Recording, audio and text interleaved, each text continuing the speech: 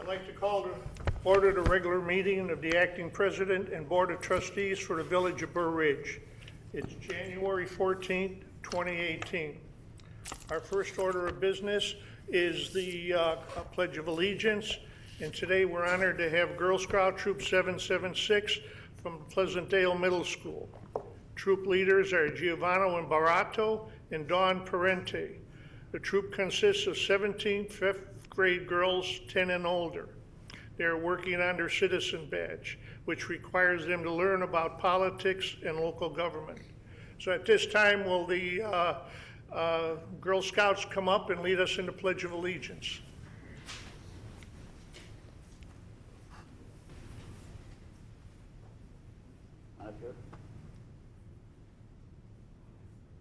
Go ahead.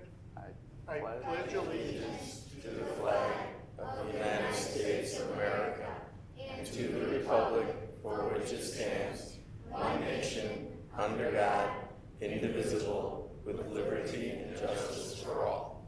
Thank you.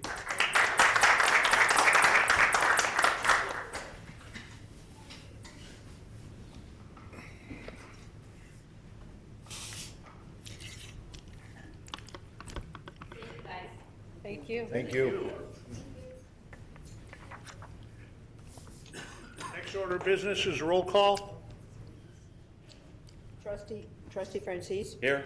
Trustee Model. Here. Trustee Paveza. Yeah, here. Trustee Mattal. Here. Trustee Snyder. Here. Trustee Schiappa. Here.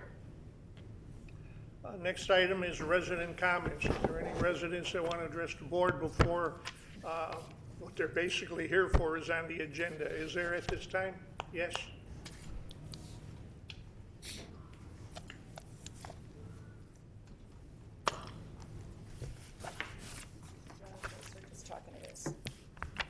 Pardon? Do I need to? Yes.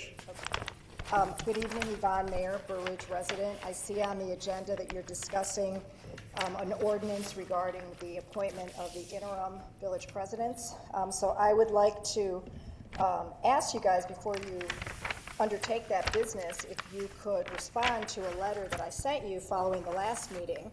I'm going to read part of that into the record because I didn't get a response from any of you. On December 12th, I wrote, Village of Burr Ridge trustees, as you know, on Monday, December 10th, I sent you an email and read most of it in to the public record following your vote to appoint Mr. Model to serve as 1/3 village president pro tem.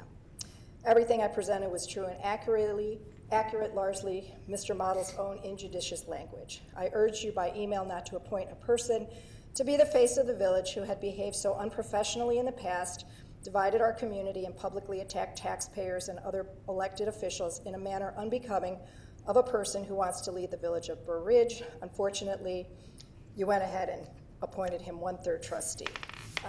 It appears Mr. Model doesn't care about tarnishing the village's image and continues to do so now that he has been appointed.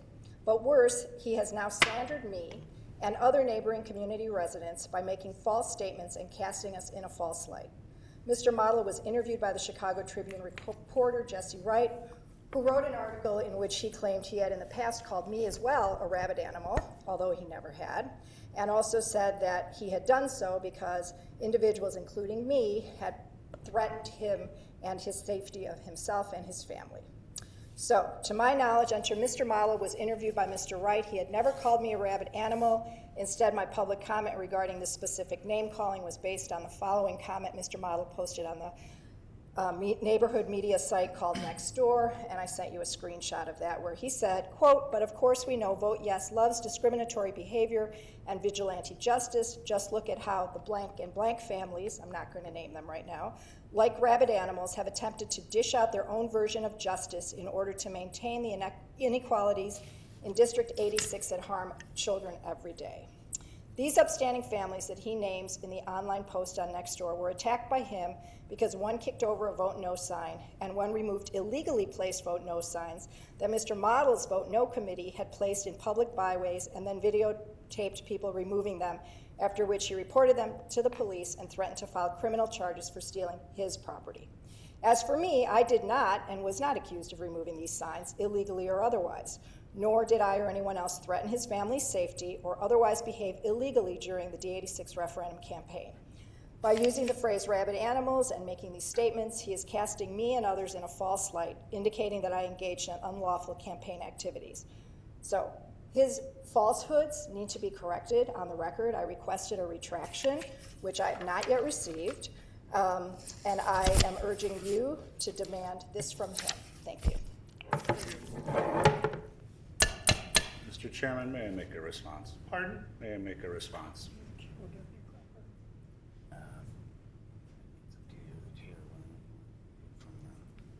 At this time, just leave it set. We might get back to it later. Thank you.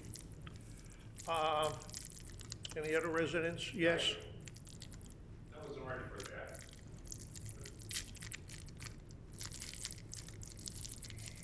I didn't write a recording for that, but you're absolutely wrong. You're wrong in everything you said. I want to know who the superintendent schools are.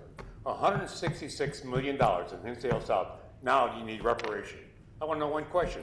What happened in the last 10 years? Listen, whoa, Wait, wait a minute. We're not. She's we're picking on not- Zach. Wait, she's picking on Zach and the comments that are going on anything here. with District 86 here.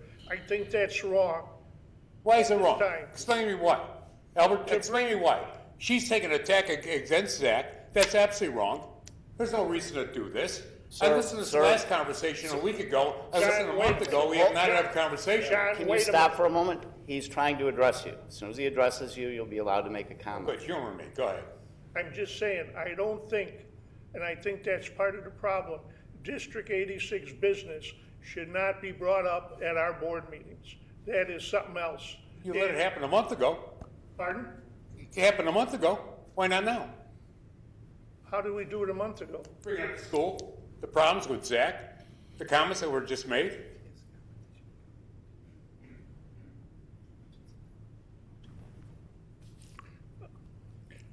If, you know, anything with the District 86 should not be around. Now, if you disagree with her, make it a matter of your comments. Excuse me, you allowed it to happen here. Wait, if you have comments for the board and the chair, this is the time for you to make your public comment. I totally disagree with what this woman just said. It's not a time to direct your comments to the audience. If you have That comments was to make, rude, what she said. Sir? It was rude. sir, if you have comments to make to the board and the chair, this is the time to make those. Shame on you. Shame on both of you. Shame on both of you.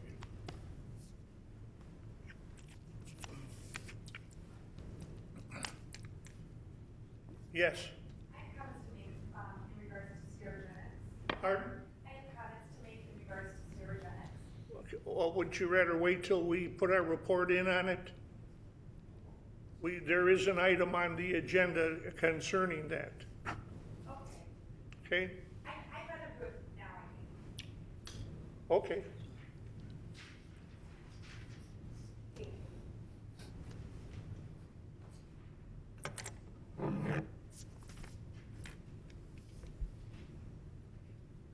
Village Board of Trustees, I once again find myself in front of this board to express my... State your name, Name and please. address. Oh, I'm sorry, Jennifer McConaughey. I live in Burridge. Do you need my address? Yeah. Yes. 475 87th Street. I once again find myself in front of this board to express my frustration and disappointment with the action or generally lack thereof in regards to protecting the health and safety of this community. When Mayor Mickey resigned, I assumed this would be the time that some of you might step up and take a more active role in our fight for clean air in our homes and schools. Instead, this board chose to appoint 3 interim mayors over the course of 6 months. To me, this essentially means no one is really steering the ship. If my calculations are correct, this board has met 3 times in 14 weeks. This is amidst the worst public health crisis this community has faced, a mayor resigning, and ongoing hostility issues with our school district. Where is our leadership? A group of private citizens have come together to educate the community about the dangers of ethylene oxide and the bad neighbor that we have in stereogenics. We have poured over permits, scoured FOIA documents. I myself had a conference call with Bill Wareham, the Air and Radiation Administrator with the EPA. I am just one spoke in this wheel, but we're working together as a community and getting it done. What has this board done? I have some questions for the board. Has it been discussed to develop a task force like Willowbrook immediately did? Yvonne Mayer, it was brought to her attention that I believe at one point there was an environmental committee. Why has this not been reactivated and made a priority? Has it been discussed to have the GHD, I believe, have they been invited to come and present to the community over their findings? Why hasn't this been arranged? I pulled up the Burr Ridge vision statement today, and it's for the year 2017 through 2019. It reads, Burr Ridge is a high-quality suburban community with low-density neighborhoods characterized by distinctive homes in natural settings. The village accommodates residents who seek a sense of privacy in a tranquil environment. We desire to enhance the village's physical beauty, keeping Burr Ridge a special place. I would not describe Burr Ridge as tranquil over the past 6 months. Anything but tranquil. Residents are anxious about their health and safety, and there's constant hostility about our schools. In my opinion, Burr Ridge has some very big problems to deal with. The residents are committed to fighting for these issues and seeking resolution. What is the board going to do to support its residents? I want to single out Mr. Francesi. I've seen you at everything in regards to Sterigenics, and I appreciate your commitment and the time and effort you put in to show your support to us. So thank you. Thank you. I think some of your questions will be answered when the village administrator gives his update on Sterigenics. Anybody else? Yes.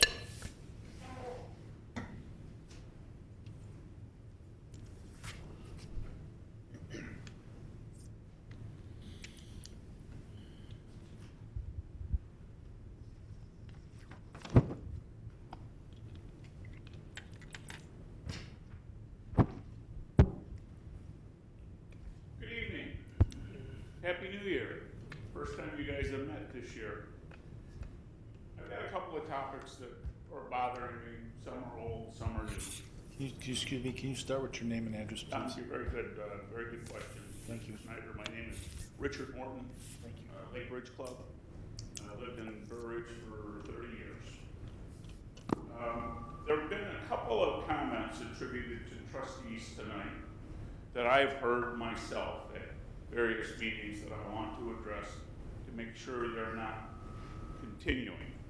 A trustee several meetings ago remarked that he thought the problem with ethylene oxide being emitted from Sterigenics had been solved by the installation of the back vents. And by that comment, it tells me he's unaware of other vectors that could be emitting ethylene oxide, and I find that concerning. The test equipment that was used to determine the amount of ethylene oxide being emitted from the back vents was ridiculous in its inaccuracy and how inferior it was, because it could only test to 0.1 part per million, and at that level there's still a tremendously high risk of increased risk of cancer. In fact, the village's test equipment was orders of magnitude more capable than what Sterigenics was allowed to use and tout as, look at me, everybody, there is no problem here. And that the fact that Illinois EPA allowed it to be tested at 1/10 of part per million is just ridiculous. There was another trustee when this body was considering a resolution about Sterigenics, and the trustee was worried over potential costs from adopting the resolution, where I think he should be more worried about the 10,818 citizens of Burr Ridge. And that really troubles me that we're worried about dollars before my health and the health of my neighbors. There's a couple of other things that I think we should be doing that I don't think we're doing, and that's to protect us in the future against sterigenic-like problems, and for us to sit and wait for Willowbrook to take action, or the Illinois Attorney General or the state's attorney at DuPage County, strikes me as a poor approach. For example, you could look at your zoning laws as it relates to chemicals that have very low flash points and restrict those chemicals from being used in large quantities in Burr Ridge. You could look at revising your electrical codes to make sure that the electrical systems, wherever explosive chemicals are in use, are flushed with fresh air. I'm told this is a rather standard system where environments have chemicals that have a very low percentage needed to ignite and be an explosion. Reviewing our traffic laws to see if there's ways where we can prevent shipments of large quantities of chemicals through our private streets or our city streets to smaller quantities. So if there was an accident resulting in a leak, it would be a much smaller problem to deal with. And I haven't heard that we've even looked at those things, and I urge you to look at all of those things and start work on it today to try and prevent a styrogenics tomorrow. Illinois Department of Public Health is working on a cancer incidence study right now. And they have very fancy mathematics and statistics, and I don't understand any of it. But what I do know is that when they issue their report, I think we need to temper whatever that report's going to tell us. And there's two reasons why. That the cancer database is only as accurate as the reporting systems are, and many people that move away from the area and develop a cancer a month, 6 months, a year after moving away will never get in that database. And so those numbers will not be counted. And it is not a zero number, it's some percentage. The other aspect that I think we have to be cognitive of is that there are future cancers that will not yet have been diagnosed, that will be ongoing for however long, 1 year, 5 years, or 10 years. So regardless of what the answer is reported by the Illinois Department of Public Health, I think we need to temper that there will be additional information that could alter what that data will tell us. And beyond that, I listened to Jovan Meyer talk about issues that are before this board, including that we have 3 acting mayors pro town. And it's my understanding that because we don't have a single acting mayor, the mayor is very constrained in his authority. Is that a correct statement? Whereas if we had a single mayor, the acting mayor would have more authority than the 3?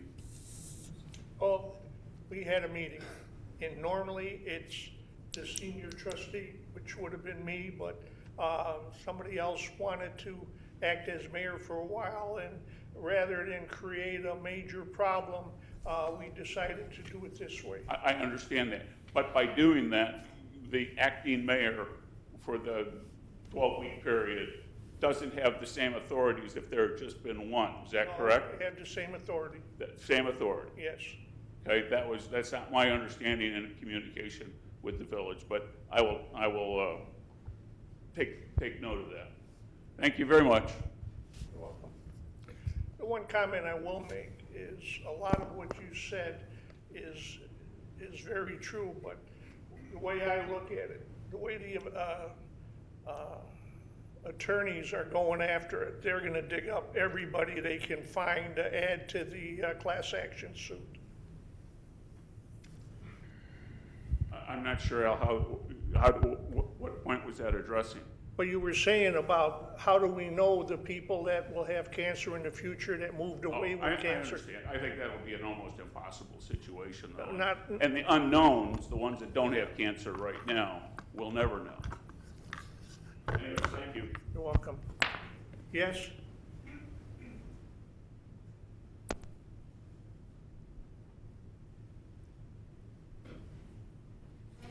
Ellen Raymond, 11538 Ridgewood, Burr Ridge, of course. So I just wanted to make a comment based on the more recent comment by Acting President Paveza. Did I say that correctly? I want to compliment him for the duty he served. I thought he was an excellent acting president. I think it would have been appropriate as the senior trustee if he had the time to continue. I think it sends an unfortunate political message when you appoint someone as an interim president that's running for president when the opponent would not have the equal opportunity as he's not on the board. Thank you. Anybody else? Consent agenda. Al, can I respond now? Pardon? May I respond to Ms. Mayor now? You responded to some comments, or do I need to get over and walk there as a resident? Okay. Thank you.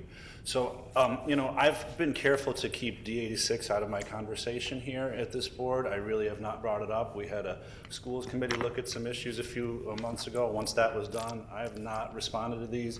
Ms. Mayor did come last time and make some comments I did not appreciate, but she's certainly welcome to make. And I did not respond to them in this forum then. I don't think this is the appropriate forum for those comments, and I'm welcome to speak with you. I didn't receive any information about you, but now you've accused me of slander. I really think we should talk about this outside of this forum, and if anybody else wants to talk about D86, I make myself available outside of this forum where it should belong. Thank you. Welcome. Consent agenda. All items listed with an asterisk are considered routine by the village board and will be enacted by one motion. There will be no separate discussion of these items unless a board member or citizen so requests, in which event the item will be removed from the consent agenda. 5A, approval of special board meeting of December 10th, 2018. Remove. Remove 5A? Okay. B, approval of regular board meeting of December 10th, 2018. Receive and file draft of street policy committee of December 17th, 2018. Receive and file draft of bicycle committee of December 19th, 2018. Receive and file draft of plan commission meeting of January 7th, 2019. Receive and file draft of planning and zoning workshop of January 9th, 2019. G, receive and file draft of Pathway Commission meeting of January 10th, 2019. Under 6, ordinances. B, adoption of ordinance granting a variation as per Village of Burr Ridge sign ordinance for approval of chain sign copy for 3 ground signs at 7,000 to 7020 County Line Road, S01 2019, 7,000 County Line Road, MB Financial. 7, resolutions. A, approval of resolution adopting the complete streets policy. B, adoption of resolution authorizing a local public agency agreement between the Illinois Department of Transportation and the Village of Burr Ridge appropriating funds for the Burr Ridge Parkway Resurfacing Project, STP. C, adoption of resolution for improvement under the Illinois Highway Code appropriation motor fuel tax funds for the Burr Ridge Parkway Resurfacing Project.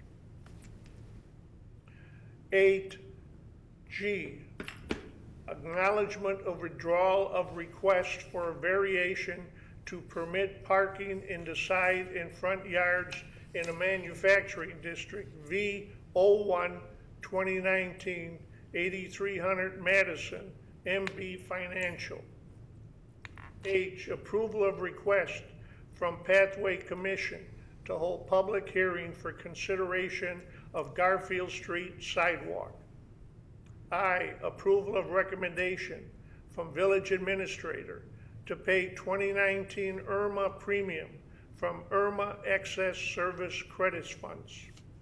J, approval of amendments to the Economic Development Committee's policy on quorums.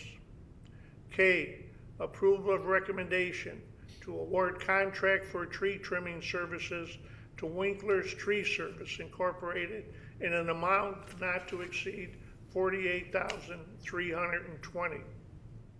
Approval of recommendation to ratify emergency purchase of repair parts for the Bedford Park transmission main to Underground Pipe and Valve Company in the amount of $19,750. M, approval of recommendation to award contract for equipment upfitting to new policy patrol vehicle to Federal Sign Safety and Security Systems in the amount of $9,263. And approval of vendor list dated January 14, 2019 in the amount of $628,075.01 for all funds, plus $194,437.38 for payroll, for a grand total of $822,512.39, which includes special expenditures of $37,900.80 for the purchase of rock salt, $22,305.90 for engineering services for the Burr Ridge Parkway resurfacing project, $35,764.79 for the 2018 road program, and $19,790 for water main pipe. So at this time, I would like a approval under minutes 5B, C, D, E, F, G, ordinances 6B, resolutions 7A, 7A, B, and C, under considerations 8, G, H, I, J, K, and L, and M. Let's see, and N. So moved. Second. Okay, roll call. I'm sorry, who seconded? Thank you.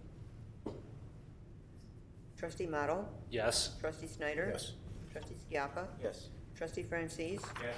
Trustee Pavesa? Yes, Trustee Matal? Yes. 6-0. 6-0, passed. 5, we're at it, 5A was taken off the consent agenda.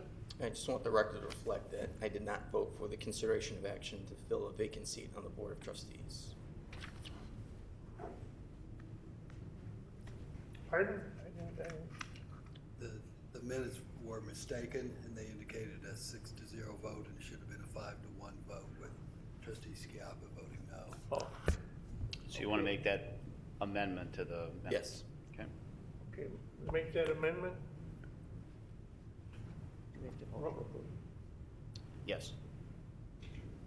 So there should be a motion to approve with that amendment. So I'd motion to consider the 5A minutes of the special board meeting reflecting 5 A's and 1 nay, and I'm the nay. Skiappa is the nay. Second. Roll call. Trustee Skiappa? Yes. I don't know who made it. I'm sorry. It's okay. Trustee Francis? Yes. Trustee Model? Yes. Trustee Pavesa? Yes, Trustee Matal? Yes. Trustee Snyder? Yes. 6-0. motion passed. 6A, ordinance, consideration of an ordinance appointing acting village president. This is on the agenda, the advice of the village attorney felt that it was necessary that the village board memorialize its decision at the December. Excuse me, could you please speak up, please, Doug? I'm sorry. With me to the microphone. Thank you. Yes, this is on the agenda at the direction of the village attorney, who suggested that we memorialize your decision at the December 10th meeting to appoint the 3 trustees as acting village president.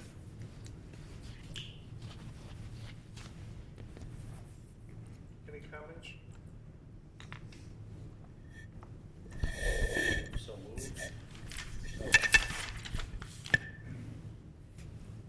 Roll call? Trustee Model? Yes. Trustee Snyder? Yes. Trustee Skiappa? Yes. Trustee Francis? Yes. Trustee Pavesa? Yes. Trustee Matal? Yes. 6-0. Motion passes. Okay, under 8, considerations, update regarding Sterigenics in Willowbrook. Yes, thank you. You have a written update in the in your summary for this agenda packet. The written update references that the DuPage County Public Health Department has completed its testing of private wells. Those test results were negative. They indicated there was no indication of ethylene glycol in the wells that were tested. Also, we indicated that that the air testing by the federal government is ongoing, but they qualified that by stating that the results could not be verified or quality tested, but they are continuing with collecting samples, and we'll run those through in more detail, I assume, when the federal government shutdown is over. I also wanted to add a couple of other items that we became aware of over the weekend. In Willowbrook tonight, the village board in Willowbrook is considering approval of additional ambient air testing regimen, including outdoor testing every 3 days, along with indoor testing on a daily basis, both at 5 locations over a 30-day period. That program is projected to cost Willowbrook $125,000. And again, they're considering that at their board meeting that's going on tonight. They were also considering a resolution in Willowbrook that would execution of a joint prosecution agreement by and between Willowbrook, the Attorney General's office, and the DuPage State's Attorney's office. This agreement would entitle those parties to share information gleaned by their respective agents and consultants. That is the update provided at this time. I'd be happy to answer any questions. Should also note that Evan Walter, assistant of the village administrator, is present, can answer any questions as well. Any questions? Yes. Doug, are we continuing any other, we're going to do a bunch of air testing. Are we continuing more, or Burr Ridge is done? We are done. In fact, I failed to I wanted to show you one other thing, is to summarize our air testing, what the village did in November, and the results we got in December. The map on the screen shows the 8 locations that Burr Ridge tested on November 13th and 14th, and as well as the test results at each of the locations. The testing was conducted over a 24-hour period beginning on November 13th, and those test results were collected and then analyzed, and the report was provided by the testing service, GHD Services, and posted on our website on December 12th, also provided to the village board. The testing was conducted at outdoor spaces near public buildings, private residence, public parks, and schools. All samples were collected in Burr Ridge within a 2-mile radius of the Sterigenics Willowbrook facility. The summary provided by GHD indicates that the levels identified through the village's monitoring program ranged from 5 to 10 times lower than those identified by the U.S. EPA in May of 2018, but did confirm the presence of ethylene oxide throughout Burr Ridge in samples both upwind and downwind of Sterigenics. The average of the results of the upwind outdoor samples was 0.1 parts per billion ethylene oxide. The average of the results downwind outdoor samples was 0.142 parts per billion. A complete and detailed summary, again, was posted on our website and made available to the public as well as the village board. And at this point, we've not gotten any direction from the village board to proceed with any further testing or any further actions at this time. Yes? Regarding the Willowbrook testing, is that a go, or they're still working on it? And do we know when they will get their results? They did testing and they got results, and those were posted on the website and also on the village's website. The new ones? They're continuing, they're deciding whether to proceed with additional testing. Okay. And that'll be in similar areas, or? I presume, Evan, do you know more details on where, how they're testing? Yes, so they are predominantly going to focus on 5 locations, the Willowbrook Village Hall and Police Station, as well as the Water Tower, and then I believe Gower West and Hinsdale South. It's 5 very public locations, though. There's no private residence testing as they had done previously. If you look, there are a couple of handouts in front of you, which staff has provided. The initial Willowbrook testing had many locations, but they're going to condense it a little bit more because they're doing so much more routine testing at a few locations. So again, it'll be 5 public buildings, essentially, mix of outdoor and indoor.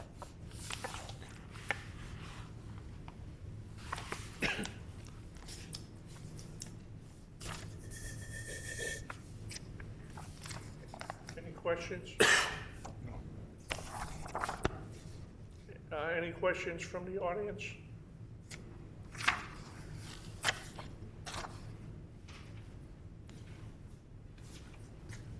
I like the mood light. Good evening, Gary Grasso, 6030 South Grant Street, Burr Ridge. Since you are taking this issue up, I believe in closed session, I'd like you to consider joining the litigation. I would consider that to be important, and the litigation I'm speaking about is the litigation by DuPage County and also the Attorney General against Sterigenics. You heard, I believe in the report, that Willowbrook is considering joining. If it hasn't already, I think it has intervened, and now it will be a party, makes it a party to the case. That's important because what they're now going to consider doing is entering into a joint prosecution agreement. What that will allow Willowbrook to do, and I believe Darien's also part of that, and would allow Burr Ridge to do if Burr Ridge intervenes, is to get information, discovery. In a case like this, it's not unusual for there to be protective orders. And the protective orders could shield valuable information to only the people that are in that case. And they could not sometimes share that. So if Burr Ridge is a party, is an intervener in the Sterigenics litigation, it will be able to join in the joint prosecution agreement and get valuable information. Now, the testing is available. It's on the websites, and thankfully the municipalities are doing it. We are doing it. But the information that you're going to want is the information that Sterigenics is going to provide. And it is beyond my belief at this point to understand why there still aren't definitive air testing quality reports so many months since this broke. This broke in August of 2017. Many people stood up at that time asking for Sterigenics to cease operations until we got valuable information. I was one of those as a then county board member. Many others also joined in. But I believe in your considerations tonight, you should seriously consider joining in the litigation because you could be in position to get valuable information. And the number one job of government is public safety of people and property. I can't think of a bigger public safety issue right now in Burr Ridge. Thank you.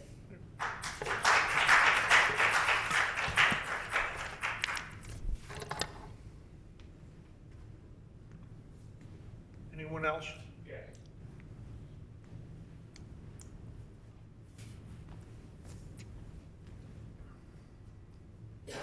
Everybody attacks Sterigenics, Gary, and that was good. Public safety. I've said this before. Willowbrook, my building, 7725 South Quincy, which I had 47 employees next door to it for 16 years. They came into my plant, Willowbrook, the police, fire department, to check my facility and knew what I was doing, what was going on there. And Sterigenics probably did something wrong. They probably should never have been there. But the village of Willowbrook allowed this to continue to operate, knowing ethylene oxide was there and did nothing. Did nothing. 2 of my people that work for me died of cancer. Bill Hudson, Sharon. 2 of them. I don't know what happened, but I guarantee you one thing. Sterigenics is probably wrong where they set their operation, but Willowbrook, Illinois is liable for what's happened here because they should have policed it. They policed me. They should have been, they knew this for 16 years what these people were doing and did nothing to protect the people in the facility, the people who live in our facility. Do I blame this operation should have been in the middle of DeKalb, Illinois, in front of 50 acres of grass, not around children, people, or anything else. But the village, the people who are running the village, knew what was going on in this operation, and they are liable for it. Not the company. They allowed it to happen. If Burr Ridge would not have, you're not liable. Nobody here is liable. You are not responsible for them. They are. I said this is the 4th time I've been up here saying the same thing I'm saying. You're liable. It's a tort action. Damages for walking down the street. You understand tort? Look it up in your when you go on your internet. But it's a tort action. You did nothing wrong and got damaged for it. It's a very simple litigation. But I'm telling you right now, this is it. And I'm very disappointed with this. And my building was next door to this place for 16 damn years. And 2 of my friends died of it. I'm not sure they died. I'm not sure that caused it, but it could have. Thank you. Anyone else? Just one comment that I'd like to make. The board understands the problem that's out there, and everyone on the board has been working as diligently as we could with all the things that are available to us to try to resolve this situation. But just like anything else in this country, and as the attorney can attest to, we are limited to what we legally can do. And we have done everything that we can legally do. For example, is getting involved with Illinois and DuPage County, and what does Sterigenics do? They move it to a federal court and they get it delayed to the middle of April. I mean, that's some of the problems that we have to deal with on this end. Anything else? Okay, we'll go to... Al? Yes.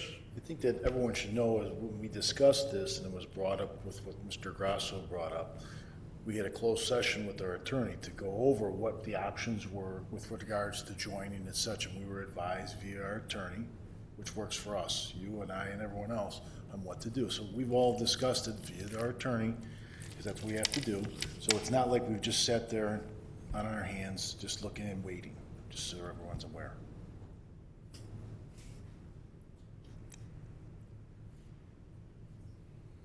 Okay, 8B, consideration of request for proposal for professional consulting services related to the preparation of feasibility studies for an indoor sports facility. Yes, I'd like to ask Evan Walter to present this to the board. Thank you, Trustee Paveza. Thank you, Administrator. This is a request. This was brought up at your previous board meeting at December 10th. This is the RFP that we requested to bring forward. This RFP is to conduct market feasibility, economic impact, and hotel capacity studies for a proposed indoor sports facility in the village of Burr Ridge. The approximate timeline for this RFP is to have it back at the February 25th, 2019 board meeting for an award. Several firms have been made aware of this as kind of a preview of, hey, we will be releasing an RFP just to make sure that people are aware that this is coming out. We'll also be distributing it over several bid networks. But effectively, not much has changed since you gave us direction on December 10th. The costs are projected to remain the same. The budgeted amount was stated as not to exceed $75,000. Staff can confidently say that we think it'll be closer to 50, between 50, 55, 60. However, we're just not 100% sure of that number. Again, the not to exceed number was $75,000. But again, this is in reference to the proposed or potential indoor facility that has been discussed at the December 10th meeting. If there are any questions or other comments to make, I'll be here to answer them for you.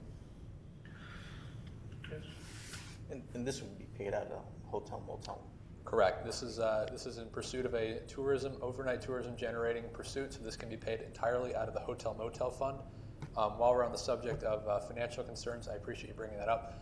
Staff is working with our partners at DCVB to apply for a state grant.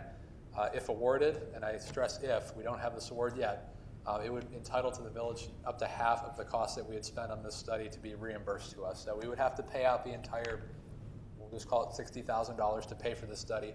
But if we were awarded such a grant, we would be eligible to receive half of our monies back from the state through a promotion grant. So it would be around $30,000. Any questions? The only one question I have is, how does this compete, or in any way, is there a problem with the one that Willowbrook has just a few blocks from here? Are you referring to the one that's under construction on near the chicken basket? Yes. So the one near the chicken basket is proposed to be entirely of turf. What we're proposing to know more about in this study is to be entirely of hard court. So it'd be two different sports. One would be competing for soccer and baseball. This facility would be primarily a basketball and volleyball facility, as well as many other activities that could be using a hard court. So we don't anticipate many facilities of this size to be present within our competing range. Comments? Yes. So I read through the request for proposal. It's very detailed, very comprehensive. Every question I had, you thought of and addressed, and I'm looking forward to see what this feasibility study comes back as. So I want to congratulate you. It was great work that you did, and the staff. One thing I just want to clarify, this is going to tell us what the village can support. This is not the village saying we have a preconceived notion of what we can and cannot do. We're asking the consultant to answer those questions for us. How many courts can we support? How many bathrooms do we need to support that? What kind of concessions do we need? Do we need an additional hotel? Do we need 2 additional hotels? What do we need to make this facility really work and really be a tourism driver within the village and within the region as well? The other thing that I can announce through this RFP, and I have permission from this organization to announce this, is we've also been in discussions with the Illinois Basketball Coaches Hall of Fame. This is a proposed 25,000 square foot facility that would be built within this structure. The Basketball Hall of Fame is it's an 8-figure investment in this facility, basically. This would house all of the museum-oriented materials that would be related to Illinois basketball history going back 120 years. The Chicago Bulls have talked to us about having all of their memorabilia stored at this facility. This is if we were able to successfully lure the Illinois Basketball Hall of Fame, this would be a tremendous use that would provide a lot of synergy to this facility. So again, to review, it's a basketball facility provided with a Hall of Fame and museum experience, with interactive exhibits, very family friendly, very philanthropic. There are a lot of nice fits within what the village wants to be versus what this facility can be. So again, part of this facility is to generate the interest from the Hall of Fame to come here to Burr Ridge to be a part of this vision. They're very excited about the possibility, but they can't commit yet just because we haven't quite answered all the questions yet for them. So it's a very nice opportunity, and we're excited to know more about it through our feasibility study. Well, thank you. I'm very excited about this myself since the first day you told me about this. And, we've gone and we met with some folks. We had the EDC meeting where we talked about it. To me, this is very much in line with what I believe in, which is broadening the tax base in the village of Burr Ridge, finding new ways to bring in revenue to the village, offset the property tax burden on residents. And this is family friendly. This is very much in line with the image of what we like in Burr Ridge, a high-end, unique facility. So like you said, the questions aren't all answered yet, but we're funding a study to look into that. I'm completely in favor of this, and if the chair would hear it, I'd like to make a motion in favor of funding the study. There's a motion. Second. Who's the second? Any further discussion? The only comment I make is I really have mixed emotions on this. I don't see it in a negative light, and I'm trying to get my mind a positive light. I've got, because of where it is and the problems we're having now with parking, I've got mixed emotions. But if the board approves the use of the funds for the consideration, I'm not going to oppose it. So can we have a roll call? Before you vote, can we make, Pardon? can we make one more comment before we vote, please? Yes. You mentioned the parking, and I think, well, it's not done yet, it's still moving, but part of this plan could solve that parking problem as well. So this could be a real win-win-win for all of those issues. I noticed that, you know, there's a parking deck would most likely be affixed to it. I saw that. Would be part of the study. Pardon? That would be a part of the study. They'll Yes. figure out how much parking we would need and Right. how to use it. Roll call? Trustee Model, Yes. trustee Scalpa, Yes. trustee Francis, Yes. trustee Paveza, Yes. trustee Matala, Yes. trustee Snyder. Yes. 6-0. 6-0, motion passes. Consideration of amendments to Chapter 55 of the Burr Ridge Municipal Code, PC 05-2018, amendments to the sign ordinance. Yes, this is a recommendation from the Plan Commission, and I'll ask Mr. Walter to present the Plan Commission's recommendation. Thank you, Administrator. There is a short PowerPoint at the bottom. If you could just drive for me, that would be helpful.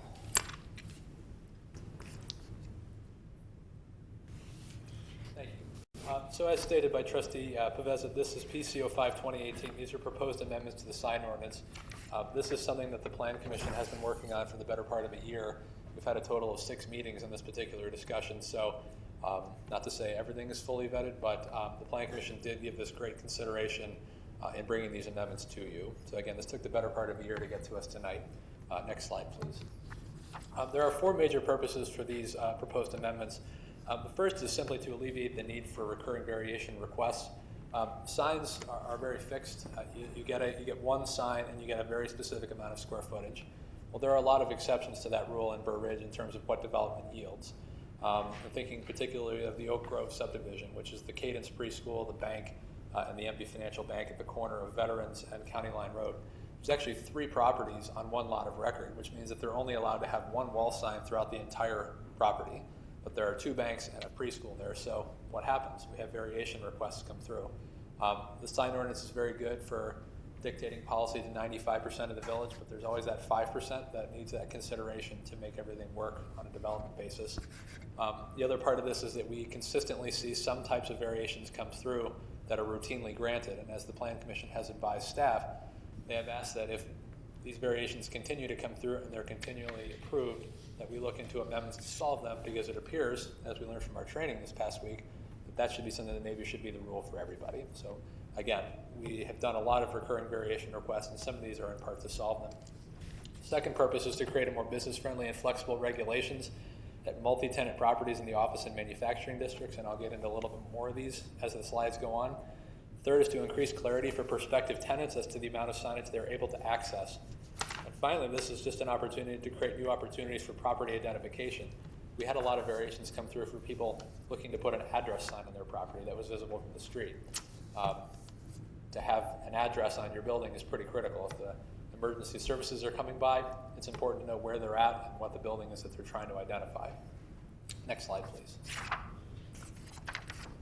So this is the way all the slides are going to look. I'm going to have the current language up, as well as what the new proposed language reads.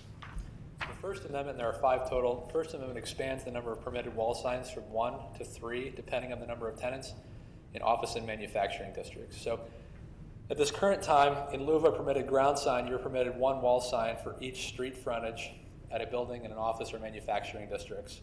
And that's for a building less than 100,000 square feet. It's generally 100 square feet in size for this 1 sign. However, there are buildings in the office and manufacturing districts that have multiple tenants at their property.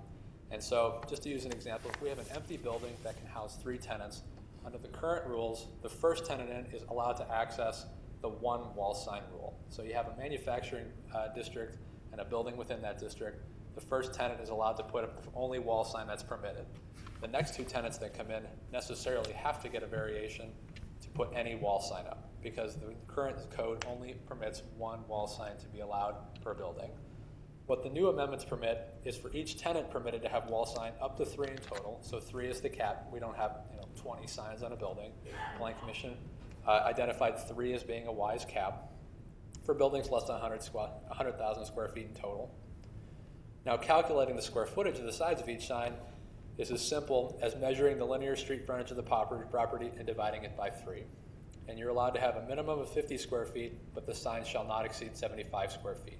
75 square feet is the current size minimum, maximum that you're allowed to have for a wall sign. So they wanted to keep that even. So we have a property that has 200 feet of linear street frontage. We divide it by 3. They're allowed to have a 66 2/3 square foot sign. It's as simple as that. So again, up to 3 tenants. Each tenant is allowed to have that 66 2/3 square foot wall sign. Plan Commission also recommended a clause saying that if you occupy 10,000 square feet or more, you're allowed to elect one wall sign not to exceed 75 square feet in gross service area. So in effect, large businesses are allowed to put up a wall sign regardless of the tenant cap. Next slide, please. So something of a continuation, but now we're dealing with buildings above 100,000 square feet. So the previous slide where every building's below 100,000 square feet, this slide is above 100,000 square feet. Currently, buildings above 100,000 square feet, the gross surface area in square footage of all wall and ground signs shall be computed on the basis of 1 square foot of sign area for each 1,000 square foot of gross floor area, not to exceed 250 square feet. So basically what that means is if I have a 150,000 square foot building, the sign can be 150 square feet in area. It's 1 square foot of sign for every 1,000 square feet of building space. The proposed language states that the gross surface area, we still have our 3 tenant rule now, 1 wall sign per tenant up to 3 total, that the gross surface area of each wall sign shall not exceed 150 square feet up to 3 tenants. So previously we were allowed to have 1 wall sign up to 250 square feet. Under the proposed amendments, we're allowed to have 3 wall signs, each up to 150 square feet. So you're not going to see 250 square foot signs be put up in large districts anymore. We also have a rule stating that tenants occupying above 10,000 square feet of gross square footage are permitted to erect 1 wall sign not to exceed 150 square feet in gross surface area. So again, it's that large tenant rule. Next slide, please. Amendment number 2, additional signs are permitted at large buildings and manufacturing districts adjacent to I-55 and the frontage roads, but they are reduced in permitted size. So again, currently for buildings under 50,000 square feet, next to 55 or a frontage road, so kind of a key location for visibility, if you will. Currently, the combined surface area of all wall and ground signs shall not exceed 100 square feet. And then buildings above 50,000, the maximum lot frontage 150 feet. Again, we have a basis based on the square footage of the building. Under the proposed amendments, if buildings above 50,000 square feet and with a minimum lot frontage of 150 feet, you're allowed 1 wall sign permitted per tenant, not to exceed 100 square feet in gross surface area, plus 1 for each 1,000 square feet of gross floor area. We've also got the tenant cap again, 3 tenants, and then the large tenant rule, which means that tenants occupying at least 10,000 square feet are permitted to have 1 wall sign not to exceed 150 square feet in size. So you're seeing a recurring theme of the 3 tenant rule coming up again and again. Next slide, please. Our third amendment, this is a permission to have 1 ground sign at all properties in office and manufacturing districts. So currently, the regulations state that at most properties, you're allowed to have 1 wall sign in lieu of a ground sign. So it necessarily precludes you from having a ground sign in any capacity. Under the proposed amendments, all properties in the office and manufacturing districts are permitted to have 1 ground sign not to exceed 75 square feet. It's as simple as that. It basically adds a sign to the sign ordinance. It does clarify one small regulation saying that they're subject to an 8-foot maximum height restriction. And this clarifies that the base of the sign is included in any measurement. So sometimes you get a sign in and there's a gap almost between the ground and the sign. It's often not clear if we should count that as part of the sign because the posts are there. This basically says that 8 foot is the absolute height of any sign. We count the monument as well. Next slide, please.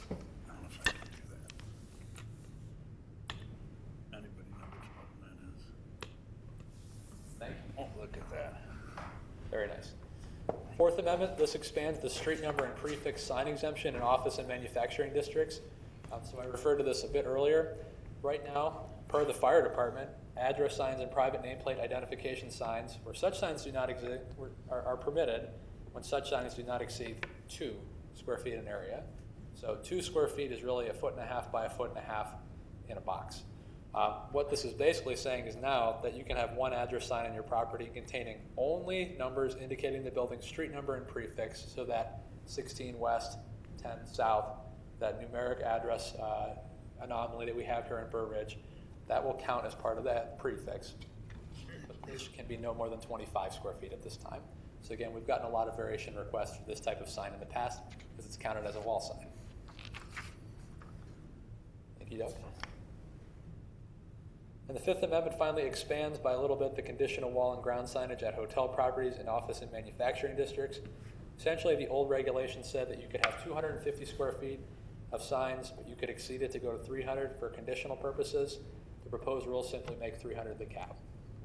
We eliminate the need for the conditional 50 square feet between 250 and 300. It's fairly simple. Next slide, thank you. Just a few other policy clarifications, another direction that came out of our discussion with the Plan Commission. The first is that we have a 3-color rule. Any sign with more than 3 colors needs to get a conditional approval. So I kind of like to joke that the village's flag would actually, I think it does need red, white, blue. No, it doesn't. Oh, and the yellow on the side. The yellow. It would need conditional approval if flown like that on a sign form. We were wondering, does white count as a color? Does black count as a color? What do we count? The Plan Commission had said that they wanted any color to be counted as a color, so white and black included.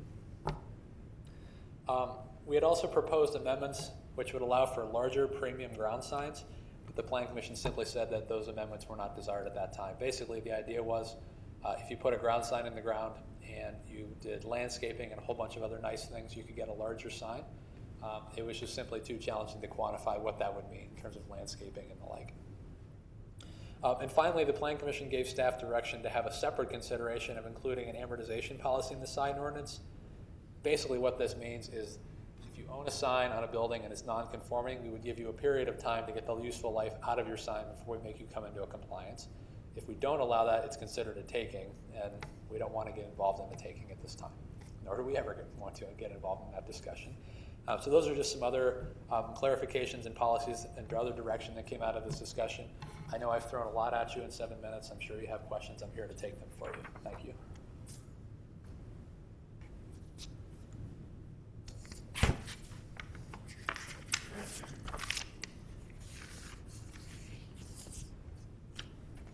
Any questions?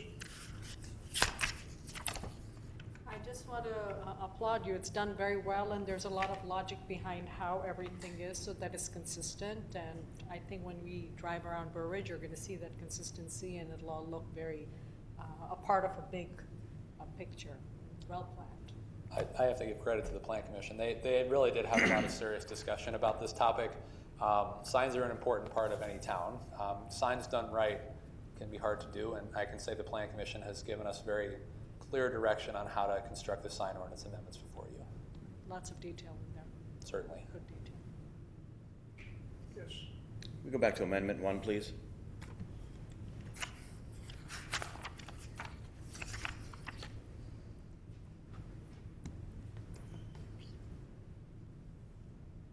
This slide or the next?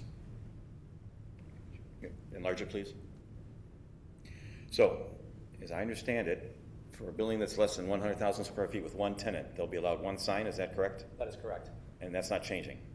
Correct. Okay. We go to the policies and policy clarifications also.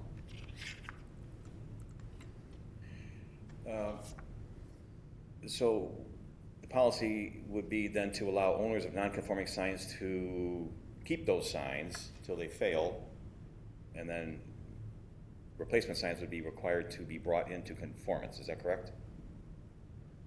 Essentially, yes. It's Okay. not a question of failing. Okay. Oh, I'm sorry. Okay. So if I have multiple signs on my facility that are out of compliance because I have too many, would those be allowed to stay during their useful life?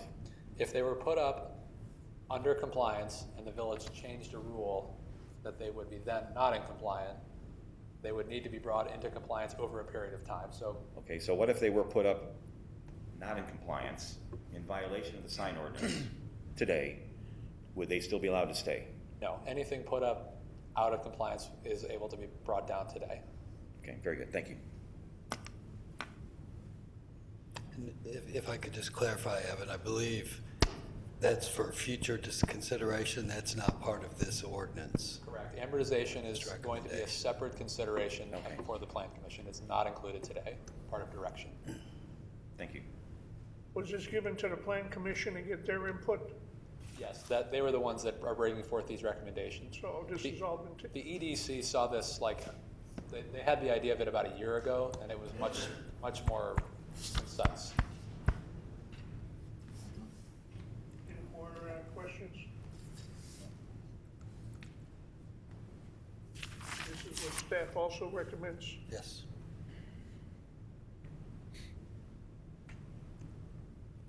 Okay, we have consideration, 8C. So at this time, would like to have a motion to consider an ordinance affecting our sign. So moved. Second. So first and second, any, Just to clarify, this Further- is directing staff to prepare an ordinance. There is no Right. ordinance before you okay, tonight. roll call. Trustee Snyder? Yes. Trustee Skiappa? Yes. Trustee Francis? Yes. Trustee Model? Yes. Trustee Pavesa? Yes, Trustee McCall? Yes. 6-0. so moved. That's a motion passed.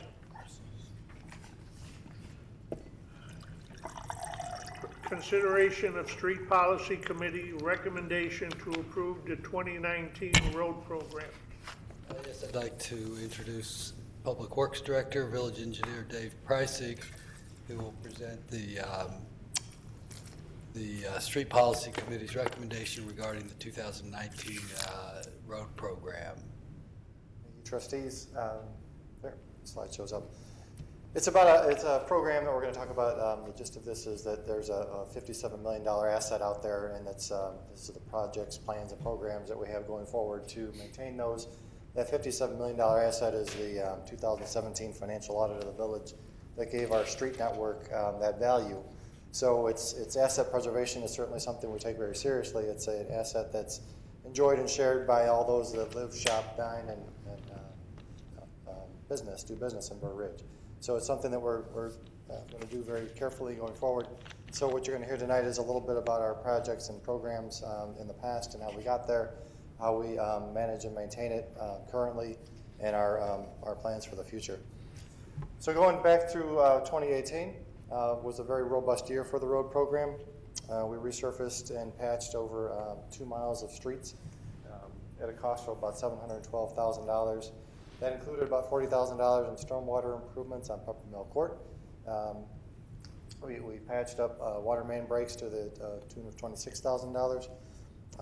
The general fund contributed the rest of that. We got some contribution back from Buck Trail Drive, the developer there, as we piggybacked onto his development at the cul-de-sac. And then Burr Ridge Parkway is a grant-funded project, and we're on schedule to get that done this summer in 2019. To do so, we've had the plans and specs in front of IDOT. It's a grant-funded project, so it's processed through there.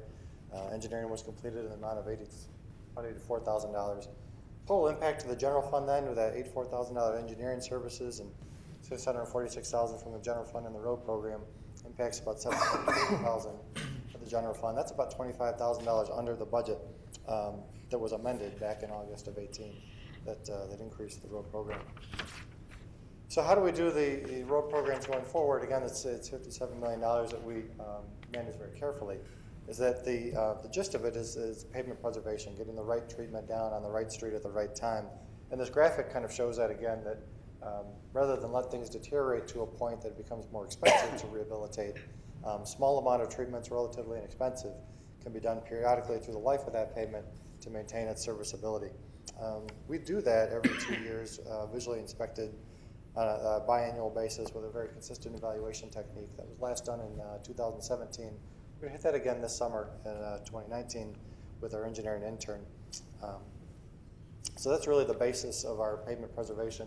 You'll see on the next slide that we do a very rigorous evaluation of our pavements every 2 years. With this sample form, we've got 14 points that we evaluate the stresses on each section of roadway. So that's every roadway, every 2 years, with this rigid, qualitative, consistent evaluation methodology that helps us to determine what treatments are received on a road each program. So in 2019, with that data in hand, we programmed for resurfacing the streets listed here. Some of the streets we've worked around other construction projects. Vine Street, for example, we've waited from a water main improvement they did there 3 years ago. So we're on that street now. Other ones had a pavement condition rating that put it to a trigger level that we wanted to get in and resurface those this year. We've also identified some streets for patching. Crack sealing, here's that point about trying to hit small treatments at the right time. Crack sealing, we try to do about 3 years and then 8 years. So 3 years after resurfacing and then 5 years after that to preserve the pavement from cracking or from water intrusion. Then Burr Ridge Parkway, as I mentioned before, is on track to be resurfaced this summer. We received an STP grant, that's a federal grant for 70% of construction. April 26th, we'll have an IDOT construction lighting. We'll have better prices then at that time. And 70% of it, again, constructed under STP funds. The local match, what we're proposing to do this year is use motor fuel tax to fund all of that local match. That's the local 30% remaining, plus the engineering services required for the construction inspection. What that does is take all of our IDOT processing and puts it into one project, being the Burr Ridge Parkway. Where in the past, some of our MFT, motor fuel tax funds, had been allocated in the road program. Now IDOT's got to review our road program too and limit us in what we can do in some respects and how fast we can get things done. By having the MFT funds and the STP funds together into the Burr Ridge Parkway, we can just separate out our road program, review it internally, bid it internally, and we think process it then faster for better competition and maybe better prices. So that was one of the motions we had earlier for resolution with MFT allocation funds towards the Burr Ridge Parkway. The cost then of our 2019 capital improvements program is on the next slide. Again, our neighborhood streets for the road program then would just be the resurfacing, the patching, our pavement maintenance contracts for the crack sealing and pavement marking and material testing. That amount then is about $767,000. Again, that's all going to be in the general fund because the motor fuel tax funds are going to slide down and cover the local match for Burr Ridge Parkway, which is about $725,000 with about $87,000 for engineering services. That $812,000 project with the STP funds and the MFT local match is all done really out of the general fund impact for just about $25,000. So again, by moving the motor fuel tax into one project, we get all that done, but then we're going to be locally reviewing, bidding our motor fuel, our road program, neighborhood streets program. So that's our cost-effective strategy. A little bit about the budgets from the past, and while the numbers are very small, the trends are quite clear. The motor fuel tax revenue is the orange line on the bottom, very straight at about $300,000, a little bit less than that every year. The line up above is our road program budgets historically over the past 22 years. Currently at that amount of $791,000, peaked there in 2001, 2002 at about $1.4 million. That did about 5 miles of streets, and today we're at about 2 miles of streets with our resurfacing programs. And the difference then made up between the revenue from motor fuel tax and our budget for the road program was a general fund and the transfers. And on the next slide, we'll talk a little bit more about some of the things we've heard. In the past, the motor fuel tax, the reason it was fairly stagnant is because that's the way the state collects it. It hasn't changed how it collects it since 1990. How it allocates it then to the village and municipalities is only based on our population. So all those two factors being the same, that's how our fund for the motor fuel tax revenue has fairly stayed the same. The general fund, as we heard about at the November 12th village board meeting by Administrator Pollack, and the presentation of which is available on our village website, has some challenges with itself. You wanted me to point out too that this year, one of the other competing challenges is that the sidewalk pathway fund to construct our County Line Road North sidewalk construction project is going to be in a deficit of $313,000. which will compete then with how we go through our budgets in the future. But we didn't want to harp on that, but this again is the plans and projects and programs for our $57 million asset in our roads. And the Street Policy Committee heard our plans for 2019, approved it, consideration going forward, and I'll be happy to answer any questions you have. Questions? Yeah. Well done. Well done, and you're under budget. Start. Hope there's no question. Yes. I would, go ahead. Thank you, Dave. I enjoyed seeing this now the second time. I joined in at the road meeting the other day when you presented this, and what struck me was the same thing we talked about in November and the same thing today. When you talked about the funds and the decreasing availability of funds, it's what we talked about with the basketball facility. This village, it's so important that we find new ways to bring in revenue so we don't have to raise taxes on our residents more, because the way to make up and maintain these high quality roads is ultimately going to need to be tax increases. But I'd love to avoid that by finding new ways to bring revenue into the village through economic development and keep funding these high quality programs. So thank you. Anybody else? I would just like to add the caveat that we don't know yet how we're going to pay for this. We are working toward that. We're preparing the budget. One way or another, we'll figure out how to pay for the road program and the capital projects for 2019 and 20. But as I reported at a previous board meeting, and as Trustee Model referenced, we will need to look at ways to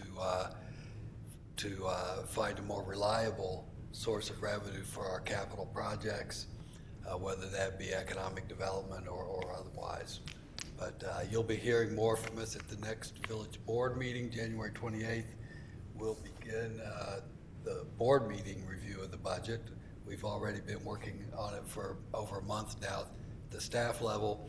But at the January 28th meeting, we'll talk about current revenues, current expenditures for this fiscal year. We'll begin to project how much surplus we might have at the end of this fiscal year that could then be applied to this road program.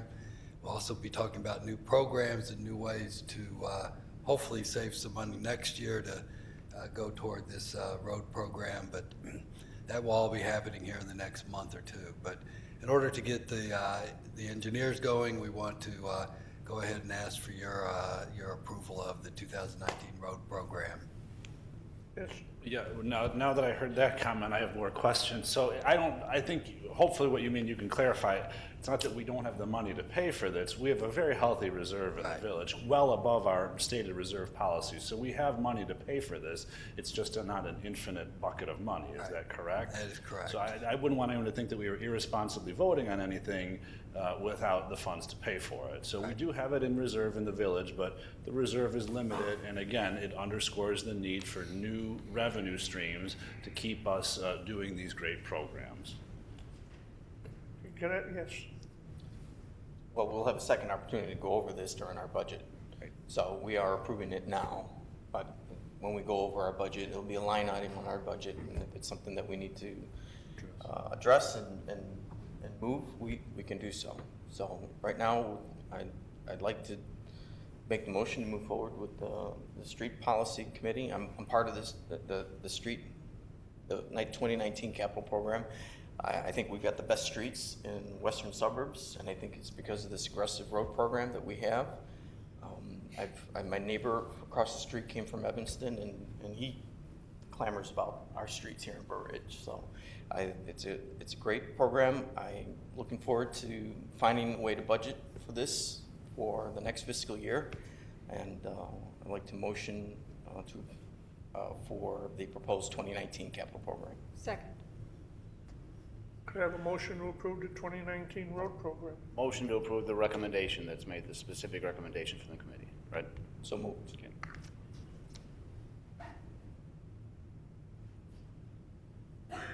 Second? I said Okay, roll call. Trustee Schiappa? Yes.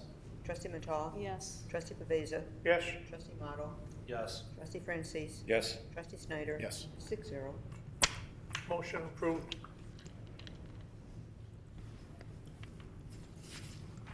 presentation and discussing the Village of Burr Ridge communications. Yes, I'd like to invite Janet Kowal, our Communications and Public Relations Coordinator, to the podium. Janet and I will be presenting an overview of the village communications as part of your strategic plan adopted in 2017 for the 2017 through 19 years.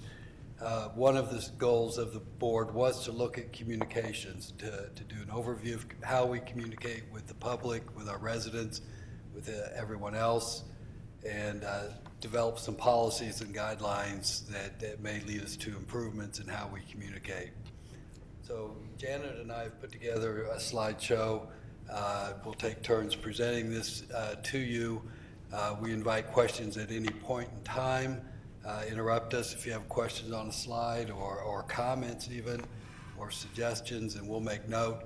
Our purpose tonight is to present this to you and then receive any comments or questions you have, any direction you may have, and then Janet and I will go to work in developing kind of a policy guideline book for village communications that will incorporate your direction and the conversation we have tonight, as well as, you know, at any point in time, you can call either one of us, or we can have further discussions on subsequent agendas as needed. So with that, I will get started. And first, just kind of the overview of the communications. You know, our function is to exchange information amongst village government and stakeholders. You see here a list of some of the key terms involved: information, ease of access, timeliness, transparency, engagement, clarity, comprehensive, concise, technology, feedback, text and graphics. And then some of the key participants in the communications, our residents, of course, at the top of the list, businesses, customers, the mayor and board, committees and commissions, homeowners associations, school districts, park districts, police and public safety agencies, other local governments, and village staff. Ways we communicate, and this is what the focus of how our presentation here is organized, between social media and technology, interpersonal communications, mass communications, other communications. And we'll go through these different ways in the upcoming slides. And at this point, I'll turn it over to Janet to kind of go over the category that we've labeled social media and technology. And again, feel free to stop us and interject at any time. So Janet, go ahead. And good evening, trustees, and thank you, Doug. Also, what we have done is gone through this and asked some questions below in our notes. So there will be times when we will kind of put a bug in your ear or a question, something that you might want to think about in relevance to what we're talking about. We can always send you a hard copy of the presentation afterwards as well. So if you wanted to review it again and come up with some suggestions before we write the communications handbook, you'll have a better chance to do that. Starting off with our social media, of course, there's our website that we have, and on the website we list all the village services we have available, resident and business information, local ordinances, meeting agendas, updates, minutes, everything like that. Our links to other informational sites, which does include village, local, state, and even some federal websites as they relate to Burr Ridge. And we are also in the process with our pending GIS portal, which is really a neat process. It's going to have a lot more information. One of the things that we wanted to do with the village website is to define the purpose of the website. It's primarily for disseminating information of interest to the village of Burr Ridge residents, visitors, and businesses. Current village affairs, meeting schedules and notices, descriptions of our policies and procedures. All this is on the website. They just need to go in and take a look at it, kind of surf it, if you will. And one of the things that we pride ourselves on when we set up the website was that it goes by the 3-click rule. You should be able to find anything that you're looking for within 3 clicks. There's also a helpful section called Frequently Asked Questions, and that's something that, as you're looking at it, you want to think, well, are they answering my questions? Do they really give me the information that I need? Are we communicating what we know in a way that they can find it and answering their questions directly? Our website chat, this is something that's new. It comes up on the right-hand side of whatever device you're using, computer, phone, iPad, and it's on the home page of the website. The idea behind this was to be another way to quickly communicate to people, not so much to give them all the information or to spoon feed them, but to give them a quick response of guidance when they come online, where it's only operable during the business hours. If they come on and want to chat offline on the business hours, it automatically goes to an email and it comes to us to answer in the morning. Every department has a designated chat agent that should be on every day, and if they see that the chat is related to their department, they can just pick it up. If they don't have the answer, they can transfer it to another department. This also has, it's a neat little chat system, has the ability to transfer forward documents, informations, forms, all that kind of thing, but that will require a little bit more training to the agents once they're really comfortable with it. We have gotten a lot of traffic on the chat site and numerous emails as well. It's just a matter of processing everything and getting it to the right department to help that person. We've had a lot of changes in personnel lately, so we're going to be needing to do some more training for people on the website chat so that they're comfortable with it and they know how to navigate around it. Our Burr Ridge Hotels website, that's been around a long time in conjunction with Boost Communications, who was and is until the fiscal year end, our marketing group. It always had all the hotel's informations listed, their amenities, direct contacts, reservations, everything about the hotel. There's also a corresponding brochure that we would have about the hotel that goes with the website. Now that's something that we're going to be bringing up to Kivett, the new marketing group that's been selected. Do we need a specific website for the hotels, or should that be up to them and we just have a link on our website? Should we continue this? We'll address this with Kivett in the future date, and if you have a chance to take a look at the website and we did keep it, what changes would you make to it? What would you want to offer to that website? The Experience Burr Ridge Restaurants is pretty much the same setup and format. It has all the locations, operating hours, daily specials, menu listings of all the restaurants in town, as well as a supporting brochure.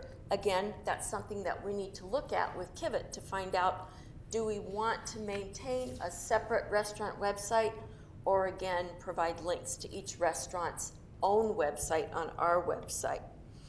That's something that we really are going to have to weigh the benefits or the loss of that with Kivett, the marketing company, see what they recommend. Now, as far as the app that was developed a few years ago, and you should each have a little brochure right there next to your desk. It's a free app, and it's good for either Apple or Android systems that can be downloaded.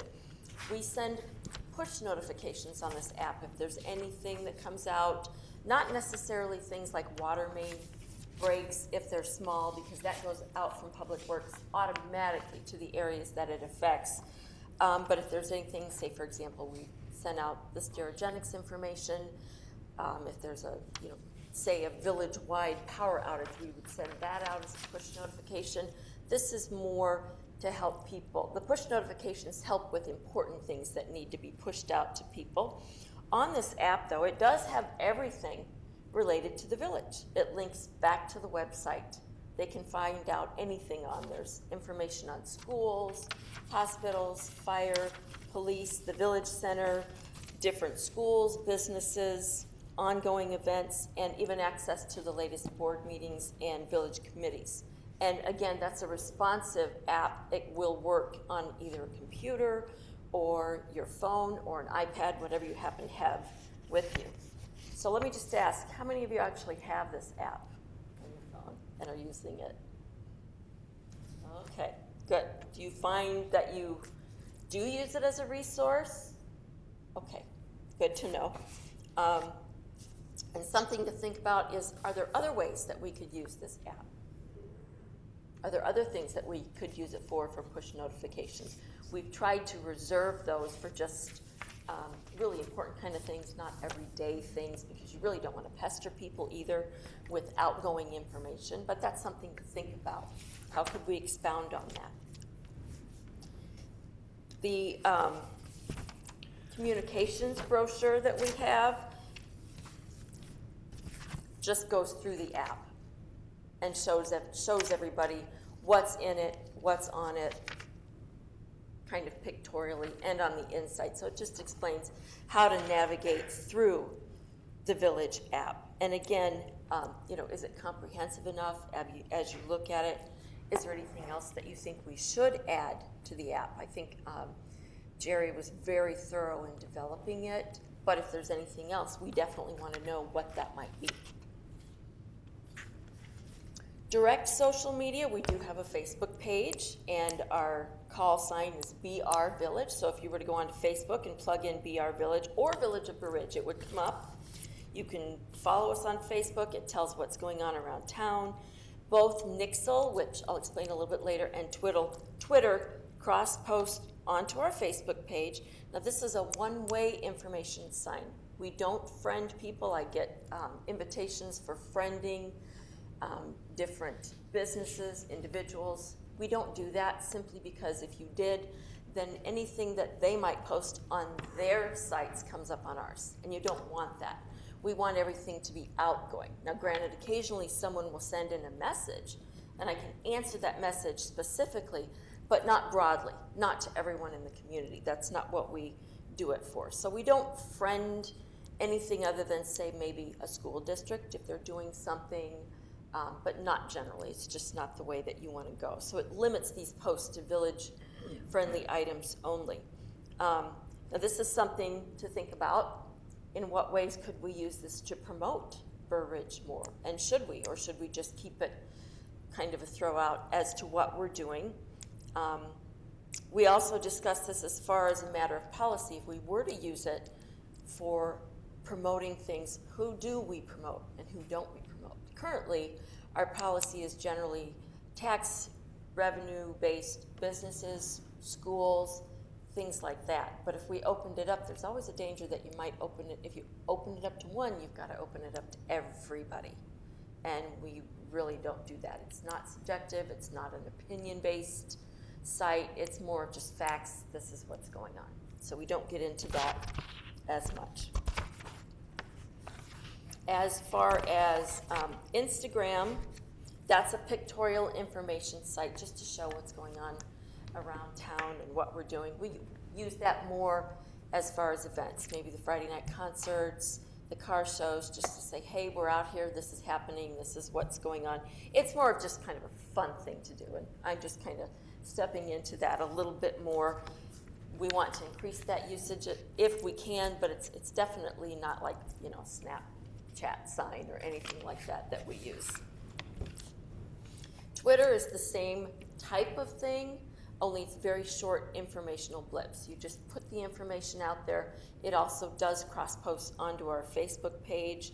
It's events, news, timely happenings, and they are also one way. You don't get anything back from other people. And again, we just want to keep this information as facts, actual things that are going on. They're not subjective and they're not opinion-based. It's just, this is what's going on, village facts of things that we're doing. YouTube, another form of the social media. Primarily it's used to record the board meetings, and then we put that onto the YouTube site and also onto our website with links so that people can go and watch it. We also have that link in our Channel 6 and Channel 9 cable views so that people can watch the board meetings. It's pretty much as is. Now we could use that as a tool, for example, if we wanted to come up with YouTube videos as far as the downtown Burr Ridge or economic development, increasing business. There's more we could do with it. It's just a question of do we want to.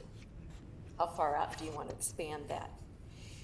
Nixle is basically used by the police department. It's a law enforcement, school and fire department usage to reach the community with more important safety news in a secure manner. People have to sign up to get Nixle.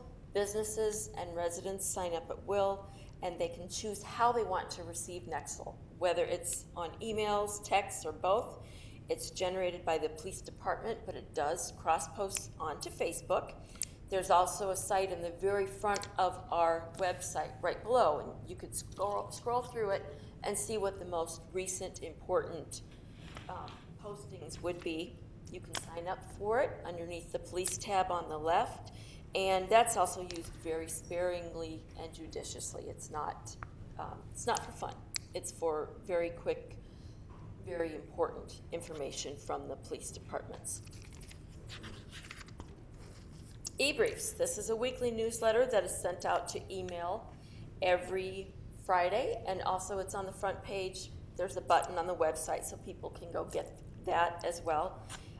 It has every week links to the administrator's weekly memo, the upcoming village board or plan commission agendas, and then there's always going to be 4 short informational clips about something going on around town. Maybe, we talk about Jingle Mingle one time, or maybe a certain meeting here, or maybe there's a coat drive here. These are a little bit more subjective and a little bit more fun. They're just to let people know what's going on in the community of interest that maybe they wouldn't find on their own. You can sign up to receive it through the website, through email, and again, if there's any other different format that you feel could make it better, definitely want to know about that. And like I said, it's a little bit more open as far as what's on there, what's being promoted around town. We still do have the cable access channels. Channel 6, which is Comcast, and 9, AT&T. We are able to track how many viewers we have. And we don't have that many, but there are still our residents out there that may not necessarily be that computer savvy. So we need to provide for them as well, and we do. It's always provided with the most recent village board meeting, and then there's informational flyers that are on a rolling tape. The board meetings will come up a few times off and on during the day. They're always posted, say, 2 days later on the cable site, and then there's different information that goes through on a reel, and it just goes through everything from information from administration, public works, and the police. I guess what we would want to know, is there any other type of content that you feel we could be putting on there, on the cable channels for people? It is a limited audience, so that's something to think about, is how far we want to extend that. And then Doug, I believe you're going to pick it up with SharePoint to talk about that. Yeah, we included SharePoint under social media and technology, as that's our website that shares information just with the village board. But that is something that it's a website for village board to pick up their packets and other agenda information. Under the category of mass communications, we've listed several different ways we communicate. Again, we were trying to be very comprehensive. Every way we communicate with the public, we wanted to include. One of the more obvious mass communications is the official village newsletter, the Burr Ridge Briefs. It's sent to all residents and businesses in the village, approximately 4,700 addresses. We pull that from our resident and business database, and 3 times a year. January, we provide what we refer to as the annual report, which kind of summarizes everything that happened in the previous year, plus any news of upcoming events are also included. And we have our May newsletter that focuses on the summer event season, and again includes any updates or additional timely information. And then the September newsletter. Our water bill mailings include, besides the water bill, it also includes, sometimes we'll include information. Now, typically that's been historically it's been limited to information about water billing, about water service, but it can also be used for anything, any village business. We're mailing, the letters are going out. There's a small space that we can print information or communications to the village, and that is an option for us to communicate. Again, it's sent out every other month, each odd number month, January, March, etc. Our Stay Informed brochure, which you have in front of you, is distributed at events. It's always available at the Village Hall, and it kind of provides a summary of how people can access information from the village.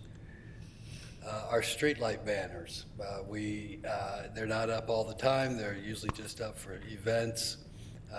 We list events such as the concert series, car show, etc.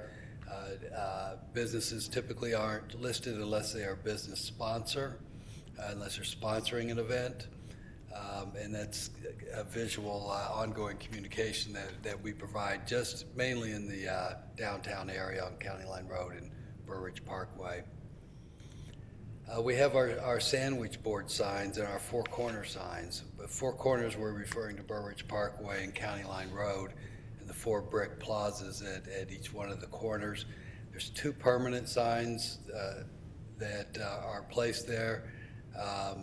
And then we also have the sandwich boards that are placed at different locations in the village.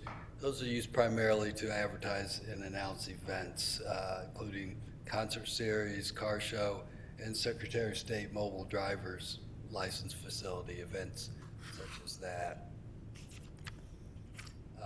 We also have our scrolling board at the Village Hall, which is very limited audience, just for people visiting the Village Hall, as well as the electronic message board. Other communications, of course, we're communicating right now with the public.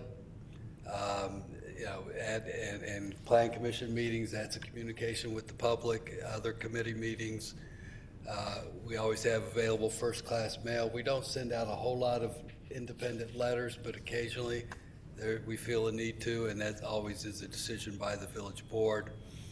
Same with press releases under our policies. The village president is the spokesperson for the village and is authorized to issue press releases. Again, that's used very sparingly and usually with the consent of the village board. We do resident and business surveys, which we're really focusing on how we can do better with that. We don't get a lot of responses with our surveys. We need to do better.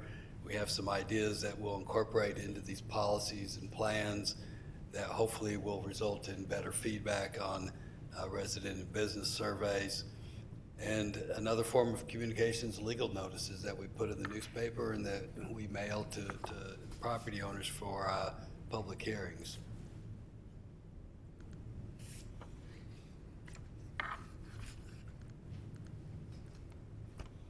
And the final category I listed was interpersonal communications. I meet with new employees. Every time we hire a new employee, I sit down with them and I meet with them and go over some basic things. But one thing that I tell every employee, and new employees as well as veteran employees, is that when they're talking to a resident or a business or whatever, they are the village. They are representing all of us. Myself, you, Janet, everybody who works for the village. Residents, when they communicate, and the same goes with our police officers, people perceive they're talking to the village. And I think that helps people understand how important it is, how they behave, how they interact, how helpful they are. And it is definitely part of the culture of our village staff and village board and committees to be extremely helpful, professional, and courteous in all interactions with the public. And that includes, again, police-citizen interactions, public works doing field work, our code enforcement officers, when we get telephone calls, emails, et cetera, all the different ways that we interact with the public, one-on-one or two-on-one or one-on-two or whatever. Those are all important forms of communications.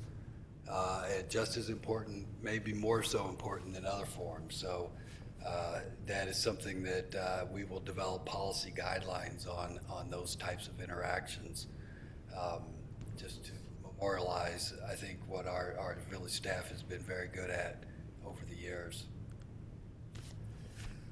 That kind of summarizes, I think, pretty comprehensively all the different ways we communicate. As I said, we want to hear feedback from the public, from the board members. You know, we are in the communication business. That's what we as your staff do. We communicate. That describes pretty much everything we do in our jobs as your village staff. And having good information and providing that in an effective manner, in a professional manner is one of the most important things that we emphasize at the Village Hall. And so we want some feedback. As I said, we're going to be preparing kind of a policy guideline. You'll be involved in the preparation of that. We'll seek feedback from you. At some point, we'll bring different sections probably back to you for more detailed discussion. But in the meantime, anytime, any place, if you have ideas, please let Janet or I know, or anyone else on the staff. Thank you for your time. Just one quick note. There are a lot of different means, as we just went through, whether it's online or mail or the phone. Everybody communicates differently. Everybody receives communication differently. And that's why we do so many. You know, you might often hear, well, it's just a barrage of information. Yes, it is, but you have to remember that not everybody does everything. That's why we try to do it in so many different ways. So hopefully we'll reach everybody that wants to be reached. So, thank you very much. Any questions? Yes, I thank you for the presentation. You both put a lot of time into this, and I like the thought going into revising the communications policy. It is so important, and I appreciate what you said about having a buffet of options, because you don't know who takes what off of there, how they communicate that way. I like the questions you asked me. I'll think about those questions and give you some feedback offline as I have ideas. But one thing that does come to mind, you know, and I know we're going to be talking about this with Kivit and some other people, the village website. It does what it's supposed to, but I feel it's a little clunky and a little confusing, and I don't know when the last time that got a real refresh and look and feel. I think it works well, but if we're looking at all of this, I would encourage that to be in the mix as well. And definitely let us know. I mean, for example, what about it feels clunky? Is it not responsive enough? Is it harder to find? Harder to find things sometimes, and I've heard that from residents too. I know where I'm going now, and I'm trained in it and stuff. But again, I'd be happy to offline talk a little bit more in detail about it with you and stuff, and what I've heard from some people about it. That's what we want to know. Perfect. And I'm sure. And again, speaking of communications, correct me. After we're done talking, we're going to hear from the public. So if they have any feedback on this item, right, they're going to let us know. Is that? Yes. Thank you. Yes. Question. You had mentioned you had a figure for the number of households that tune into the cable channels. Could you share that number with us, please? I believe I think it was 6. 6 people tune in to the television channels. Last time that we had And checked. how is that measured? I'm not exactly sure. There is something that our IT person Because has. 6 of my neighbors told me, I saw your comment the other night on the cable channel. That would be good to think that it's more. So I think 6. maybe That the would way be it's being measured is, right. That would be nice. is Yeah. inaccurate. So if you could explore that, please, and then come I back will with a ask more it. realistic number. Yeah. What 'Cause methods? 95% of the comments I get from the public start with, I saw this on TV. The cable. Good to It's know. not that I got a tweet Right. or Right. something on They may not Instagram. use that. No. Right. Okay. Right. Thank you. I echo Trustee Francise's comments, and does it count the replays, right? Like Saturday morning when the board meeting's on again, that's a time when a lot of residents are watching, so maybe they may not see it live, but the replay, you know. Thank you. Right. And I do get the calls occasionally if it's going on, 2 days, or people that don't know the schedule, they'll say, well, the last one wasn't posted yet. When does it come on? So there is still interest in it, definitely. So what do you think? Anything else? Yes? It's kind of funny what you're doing. I think you're doing things probably extremely well. We talked about this 6 years just to get it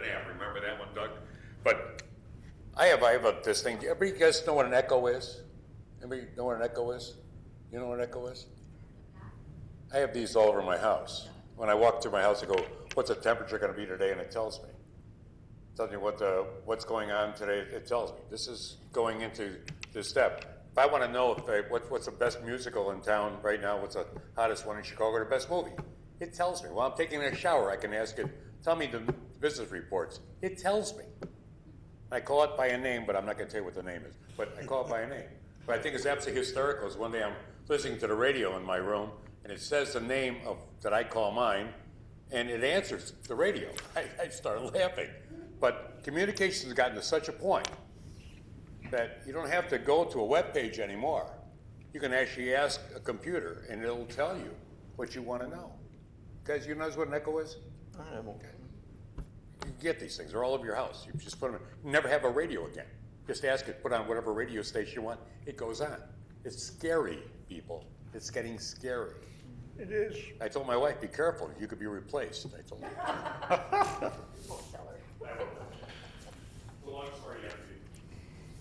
And thank you. Thank you.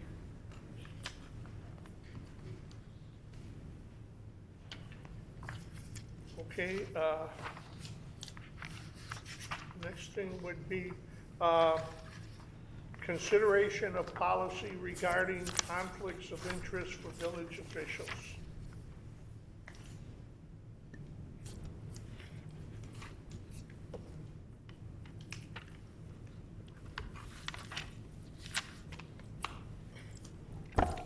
Yeah, who brought it on? I'm sorry, trustee Model asked that this be on the agenda.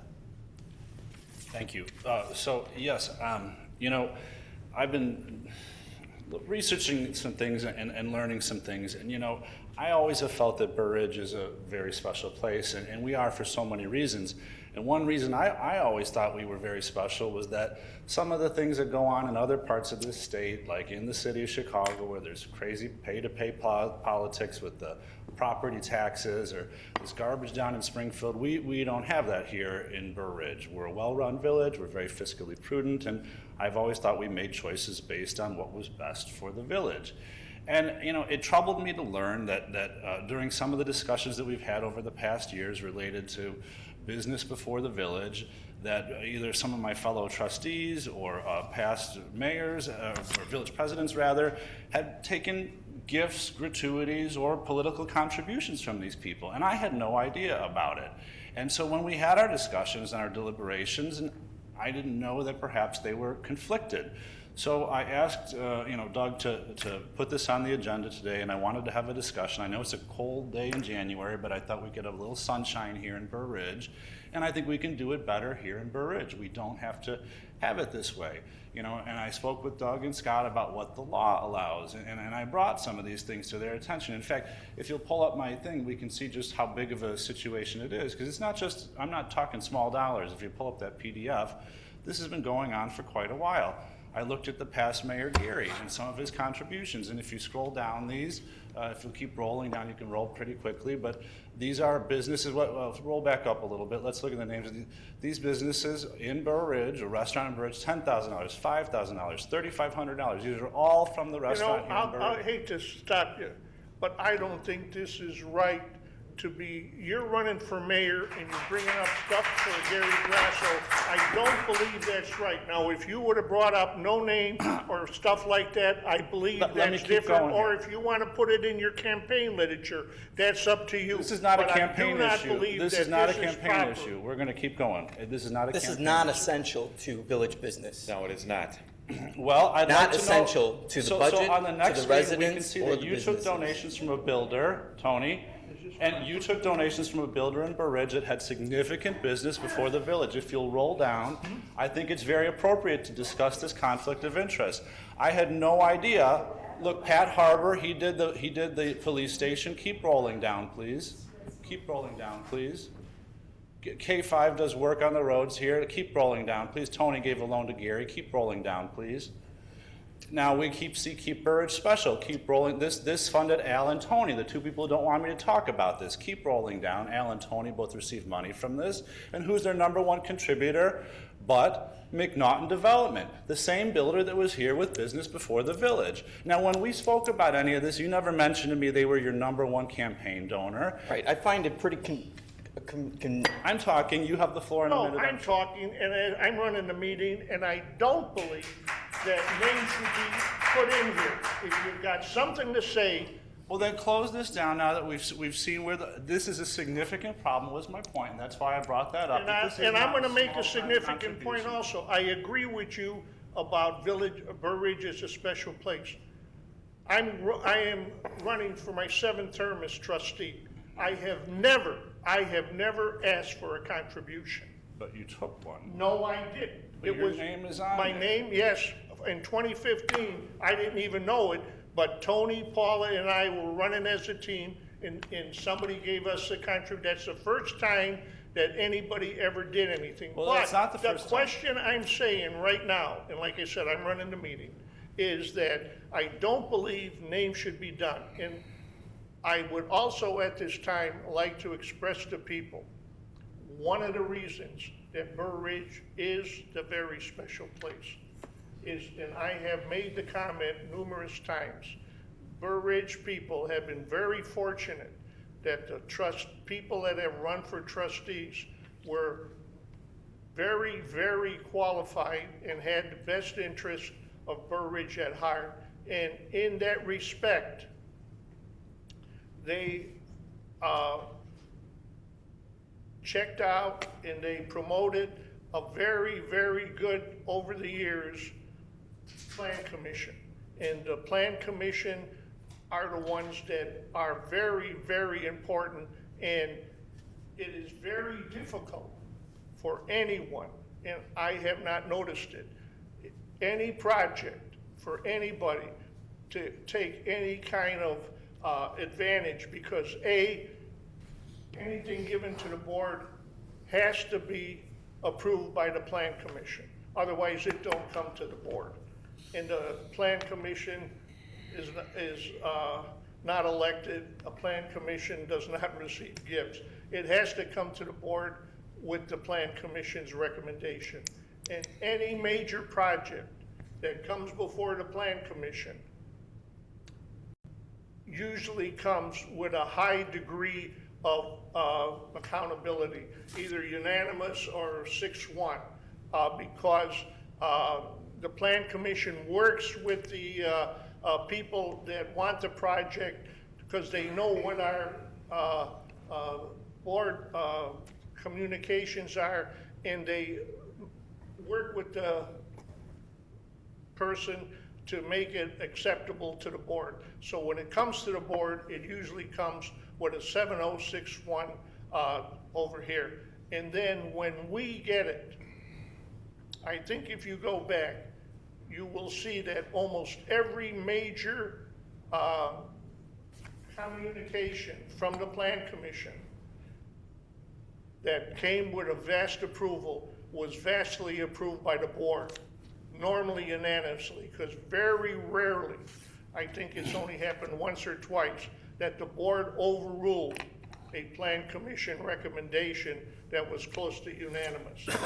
And the thing and now he brings up about them, like you said, I've never asked for it. I was surprised when I was told we got a donation that was a $500 one. It's $1,500.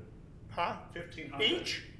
$1,500 was the donation. Yeah, for 3 of us. Well, it was $1,500. Okay, well, so what you're doing as a person running for mayor, it appears to me, I mean, you put pressure on certain people, so they gave you a chance to be 1/3 of the mayor when it was normally supposed to go. I'm not sure where you're going, Mr. Chairman. I think you're out of order, and I would like to call for a vote to continue my discussion. I'm running the meeting, and then you can talk. I was talking when you cut me off. And You're not running the meeting. You're out of order to cut me off while I was introducing. Point of order. Let's call a roll call vote. I was speaking, and I would like to continue speaking. Now, will you let me finish my chain of thought? And then I'll call for a vote on No, I if would that's like to what you continue want. speaking. The point being is, when it comes to the mayor,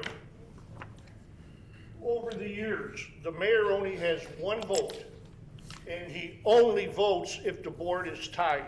So he has very little impact on the direction of the board. He does not approve of trustees, you know, and he nominates people for the plan commission, but it's the board that votes on those people. So by bringing up stuff like this that I don't know have ever been a conflict of interest, the way the brewery is run, I think is wrong. So I think when it comes to naming names and stuff like that, it should be done in your campaign literature, not here. Well, you made it a campaign issue, Al. I was talking about a policy issue here because we had a planning commission meeting. Listen, let me finish Not now. a policy, We you had a brought names planning up. commission, thank you, Tony. We had a planning commission meeting the other day, and we discussed during that briefing where we learned about common law conflicts of interest and statutory conflicts of interest. And I was told that this type of stuff is not a statutory conflict of interest, but does meet the definition of perhaps a common law conflict of interest, something that feels wrong. And it sure feels wrong to me when we're voting on people who have business before the village to not know who's taking money from them. And all I was asking for tonight, all I wanted to make the point of, was that when people come before the village and when we're voting on it, I want to know, have you taken money from them? I was going to ask that you recuse yourself from voting, but at the very least, I would like you to declare when you're discussing it that you've taken money from a certain interest before we discuss anything that has to do with helping them or hurting them with the village. And I don't think that's inappropriate. I don't think it's inappropriate to make examples of how bad the problem is. I got one question for you. Yes. If your campaign and you donate 10 or 15,000 to your campaign, are you going to be saying that I've donated so much money to my campaign when you're using personal money? I don't see that as a conflict of interest. I'm donating to myself. It's when another party No, I think were it to is donate in a to way. me. I think it is important Let's because look up not the everybody definition. has rich families or money. Al, I'll ask you to keep the personal comments out of it, Mr. Chairman. Well, you brought it up. What feels wrong is you posted something on social media a week ago today, and my wife responded to it, and then I got a text from you raising the fact that I supposedly had some conflict of interest. I'm not even on social media. It sounds like you're trying to stifle someone's speech by raising the conflict of interest. What's wrong, Zach, is you're running for mayor, and you're going to be an interim mayor. That's wrong. That's what feels wrong. I know it's going to do. Okay, before we go any further, I'd like, let the board, like I said, I don't believe it's right to discuss this at a board meeting. And I'd like to have a vote to see if you want to maintain the discussion here or if it should be cut off here because I don't believe it's right. Could I have a motion to take a vote I'd like to on hear it? from the public before Pardon? I'd like to hear some more comments. There's people here today. Some have applauded, some have jeered. I'd like to hear from the public. And again, I think it's perfectly legitimate. In fact, I got information from the village attorney that we can set our own policy. That's what Illinois ethics law allows.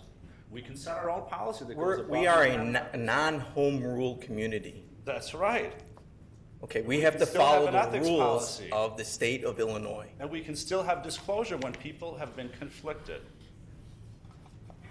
We have to follow the rules of the state of Illinois. We are a non-home rule community.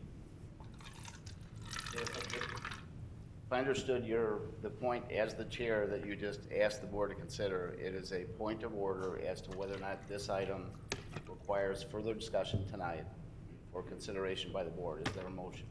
I'd like to make a motion to approve the ethics policy and move forward with the ethics policy. Is there a second?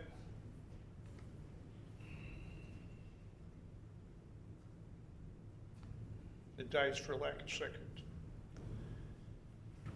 I'll second it. You're going to second it now? Yes. What is the ethics Question on the motion. What policy? Yeah. There's already a policy in place here in the village. What policy are we seeking to I'll approve here? clarify my motion and say that I'm seeking to enhance the ethics policy that would require disclosure by public officials of any gifts or gratuities that they've received from an interest that we are discussing at the village board. Okay, I'll restate a question then. Nothing's been put before me in writing, nothing for me to study, review, ask questions on. This is the first I've heard of this new policy. Same here. You and I texted about it the other day. You texted one way. And I asked if you wanted to talk. and Just so we can. I explained it to you, you said okay. Just so we can get a consensus or vote from the board as to what you want to do with this issue. There is a motion to further discuss a policy regarding conflicts consistent with what you've raised tonight. That motion has been seconded. Further discuss. Any other discussion by the board at this point? Clarification on the motion. So this is a motion to further enhance the village's ethics policy, correct? Discuss it. Discuss it. Discuss further enhancements. Yes, yes. We'll Okay. probably need to see some drafts and some things like that, yes. Thank you. Question. Why are you bringing this up now? Is it because you're running for mayor? No, it's because I just learned about the information. How did you just learn about this information? I was See searching. how old the information is? If I had been allowed to show all of it, we get to some very current information, Tony. As a point of order, I think a vote is appropriate. Or some public comments. Yeah, but as a point of order, the vote should be taken on your motion, the second on the motion, as to whether or not you want to continue it tonight to discuss this particular issue. No, I think his motion was to accept was your motion to discuss or accept your Was proposal? to develop, my idea was to develop something further that will come back to the board at a further meeting, a draft So policy. further discussion. Correct, with the draft policy. So we're only voting on further discussion. Further discussion, getting more information, having some draft ethics policies for the board to consider. I think it's important to know when people are conflicted. I find it hard to believe that people have been conflicted. Like I said, I've been 24 years, and trustee races, I've always, prior to, even last to 2015, I always put my own money, $300 to $500, that was it. And then I was told that we were given a campaign, I never asked for it. But at the same time, I also understand there are very wealthy people with egos that like to run for office, and that's their main problem. And I would want to know how, you're talking about not having really applications or donations or money. It would be hard for an average, or for a person to run up against a person with money and not being able to accept contributions. So I have a little problem with that, but I will be willing to discuss it. I will be willing, yes. Time frame on this. I could possibly support this if these discussions occurred after the election, not before. Possibly. So do you have a time frame in mind? I agree with that. I think that would be a good. Not opposed to that time frame. This was something that would be, needs to be in place. I think sooner rather than later is important, but I see that y'all have taken this in a way that I didn't mean it. And I would like it, if it means delaying it until after the election, let's put it on the first agenda after the election. So we would talk about it, but not make any decision till after the election. No, we would talk about it after the election. We first talk Let's about get the it. draft policy after the election. I'm fine with that. It's important that this gets done. No, I think because you got your shot in that you Please. wanted. Yes. This is just another example of you politicizing our board and creating division in our boardroom and in the community.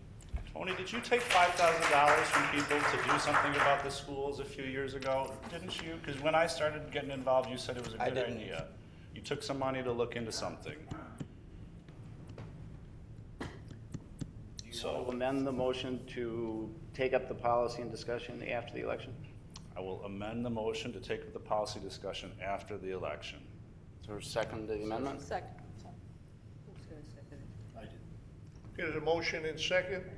Any further discussion? Roll call. Trustee Model? Yes. Trustee Snyder? Yes. Trustee Schiappa? Yes. Trustee Francis? Yes.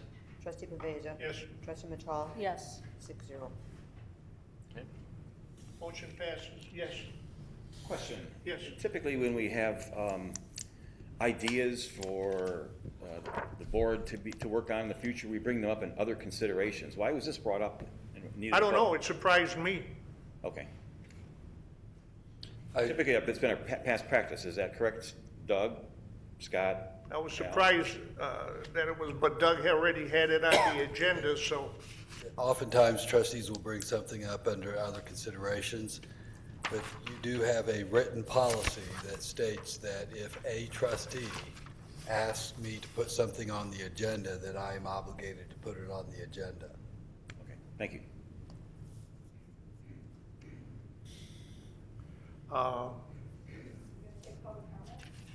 Pardon? No, it's already been, this is saying that you can have the public comment when we discuss it after the election. Because there's not going to be no further discussion on this till after the election. Can I clarify? Can I clarify? Yes.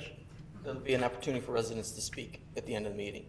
Pardon? There will be an opportunity for residents to speak at the end of the meeting, correct? Yes. At the end of this meeting, yes. Okay. Yes. At the end of this meeting, when we ask for resident comments again.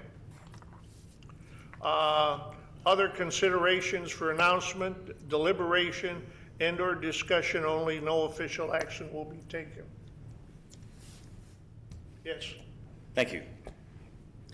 I apologize to the residents for what has gone on this evening, but I also want to apologize for myself for not doing enough for the stereogenics issue, that crisis that confronts our community. I pledge to do more. I pledge to work harder. I pledge to learn more. This is my homework assignment that I received today that I'll be reading and learning about.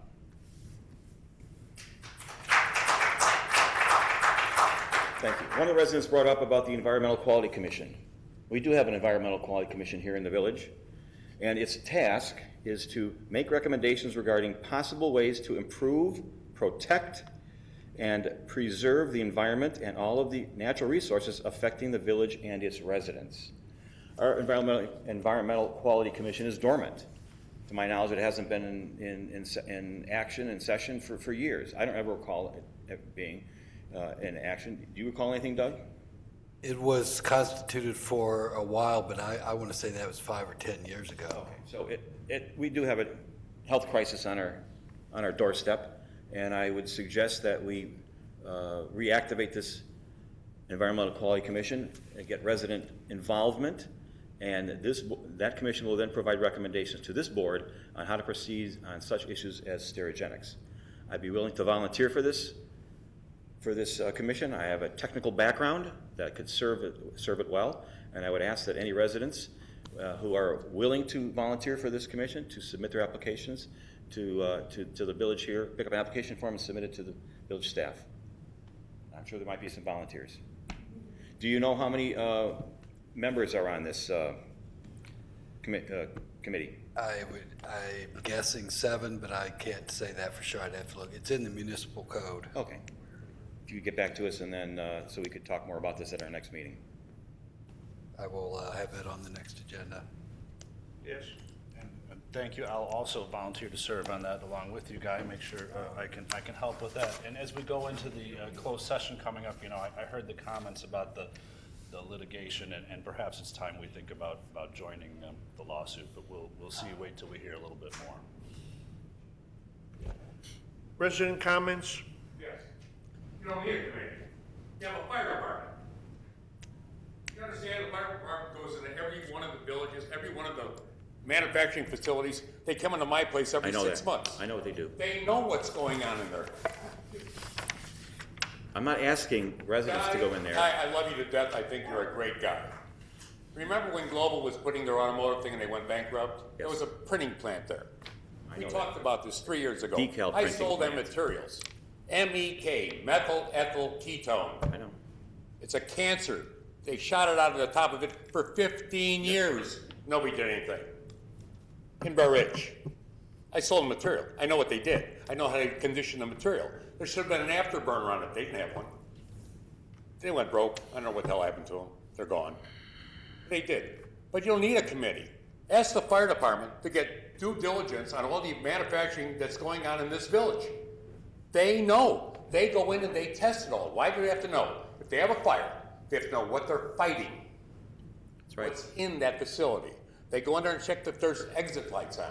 You have fire extinguishers. Everything is, the aisles are clear, so they can go through it all. You don't add more people and more due diligence in something that's not necessary.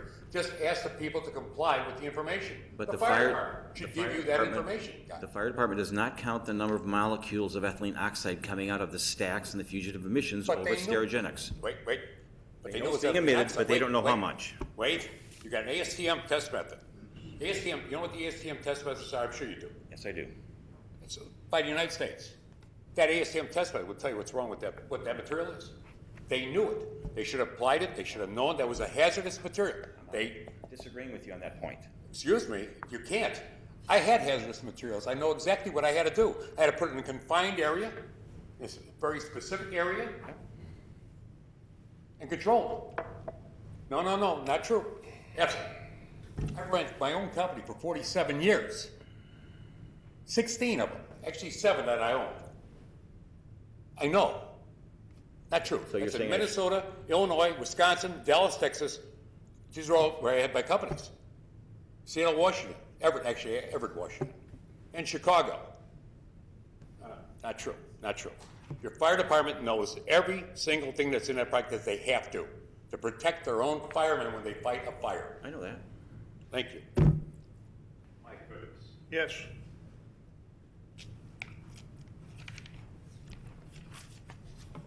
Yvonne Mayer again. First of all, thank you, Mr. Francisi.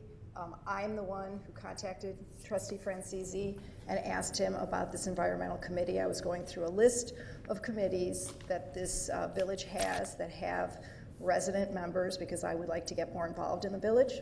And so I plan to apply for this committee in particular since I realized it was inactive and asked him why that was. So thank you very much for doing the right thing for the village and looking out for the health. I find it hypocritical, of course, that Mr. Model joins this bandwagon now after not pushing for really anything to do with stereogenics in all these months that it's been before the village. But now that he's running for mayor, of course, suddenly he's front and center, take me, take me. Well, if I have to work with Mr. Model on the committee, if I'm actually picked, I don't know who actually makes those decisions, but I hope the fact that I've stood up here and criticized various things over the last couple months doesn't automatically disqualify me from serving.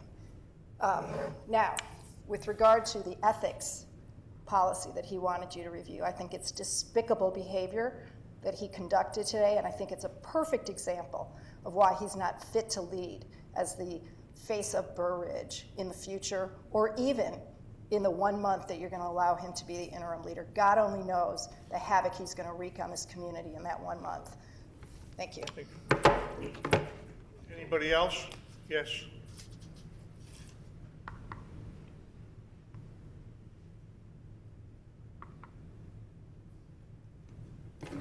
Ellen Raymond again, 11538 Ridgewood, Burr Ridge. So just 2 comments, because I was rather surprised at Trustee Model's what I would call City of Chicago or Cook County politics. So I would like you to reconsider your vote as far as 3 interim presidents, and I make the point, President or Acting President Paveza mentioned, and I don't know if he's referring to state statutes or local ordinance, that it is the longest standing trustee that serves. So as a non-home rule community, as Tony pointed out, what gives you the authority to override the vote and change that local ordinance or state statute that governs who serves as pro tem president? Also, you may want to reconsider the vote after seeing tonight quite a bit of grandstanding, and who would stop that if Trustee Model was the acting president? Who would have stopped the presentation? We really don't need months and months of the campaign in the boardroom. Maybe you want to pass a policy that would eliminate that, so whoever's president, doesn't have that opportunity, who's ever acting as president. I think the residents would appreciate that. Thank you.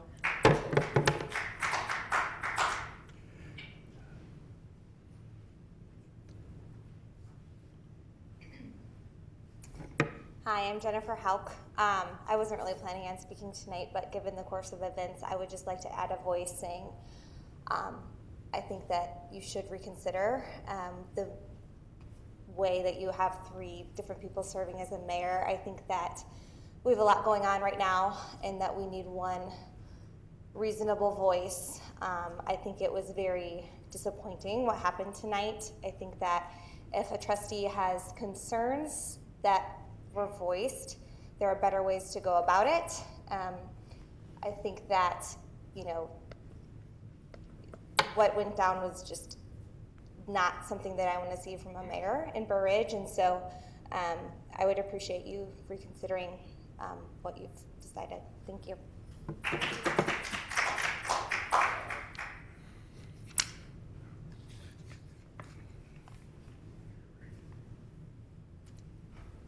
One more time for God and country. $166 million was asked for to be spent for Hinsdale Central. I would like the superintendent of schools in this area to resign. Why didn't you do $10 million a year for the last 10 years? Why did you wait for the entire school to be in such disarray? They need $166 million of reparations overnight. I want to know why. I voted for it this last go-around. This next one for $130 million, I'm going to vote against it. Plus, 30, 40 people that I've talked to now are going to all vote against it. Some that voted for it, like I did, are going to vote against it. This is absolutely wrong. This is cruel. It's unusual. It's terrible. It's John, mismanaged. we shouldn't be talking about this here, John. I'm talking to this young lady, because she brought it up, she was in the newspaper. That's why I'm talking to this young lady. She called him a racist, for Christ's sakes. That was wrong. Yes, you did. Go look at your email. No, you did. You did. You did. we're not. You it's on my, actually, I have Wait a report. minute, wait a minute. I'm not gonna have Get a the back and police? forth. I'll have the chief escort both of you out. Either you cut it out or else. Well, I'm just telling you, it's wrong. Okay, you said it. Sit down, Should be please. fired. Should be fired. Please. Non-resident comments. Reports and communications from village officials. Are there any? Yes. Yeah, you mentioned this policy that the resident mentioned too, which was all news to me, about the longest standing trustee always serving as the village. Now, we had another mayor that resigned. In fact, I think he's in the room, or maybe he left, but he resigned. I don't think it was the longest standing trustee, right? Bob Sodakoff became the acting mayor. Yes, but he resigned his trusteeship to take over. Right, but this policy that you just mentioned is not in writing anywhere and is new. No, there is no policy. That's what I wanted to. That's a confusion with an election, with the constitution of an electoral board. A board selects an acting mayor by majority vote. That's the statute. Thank you. Okay, one comment I'd like to make. Over the last couple of weeks, and Dave, maybe you can listen in on this. The last couple of weeks, I've had family come in and spent the time at several of the restaurants. And the comment was made to me as we walked around the village center, with the lights that are up, they liked how bright and nice it looked. And the more I looked at it, I agreed with them, and I was hoping there would be some way we can keep those lights on till we have to move the clock ahead. What do we gotta do to do that? I can comment on that. I'm in favor of leaving the seasonal wintertime lights up for an extended period of time. If the board wants us to keep those up Can you until. put that on for next meeting? I don't know that you need any action other than just a consensus. I mean, yes. Is there a cost to it, or? Oh, small Sure. costs, those are little lights, you know. Right. Electricity, right? I mean, just pay for. They're LED now. Are they LED, so there's not much cost? So if it's okay, I'd like to, keep the lights up till we have to move the clocks ahead. Make a motion. Yeah, make a motion. No, you make it. I'd like to make a motion, we keep the lights up like the acting pro temp, like that. Second. The motion and second, all those in favor? Aye. Aye. Opposed? Okay, so be it. So Dave, keep them up, don't take them off till we move the clocks ahead. It'll be warmer to take them off too. Right. Non-resident comments. we are going to go into closed session for approval of closed session minutes and discussion of pending and or probable litigation. But before we go into that, I'd like to take a 5-minute break. Is that weird? We have to go into closed session first. We'll remake the motion when we come back out. Okay, we'll make the motion when we come, but let's have a 5-minute break right now. You gotta close We'll it. reconvene at 9:32. You're just gonna take a recess. Pardon? Taking Reconvene at 9:32. Reconvene at 9:32. Thank you. You don't have to take the motion now.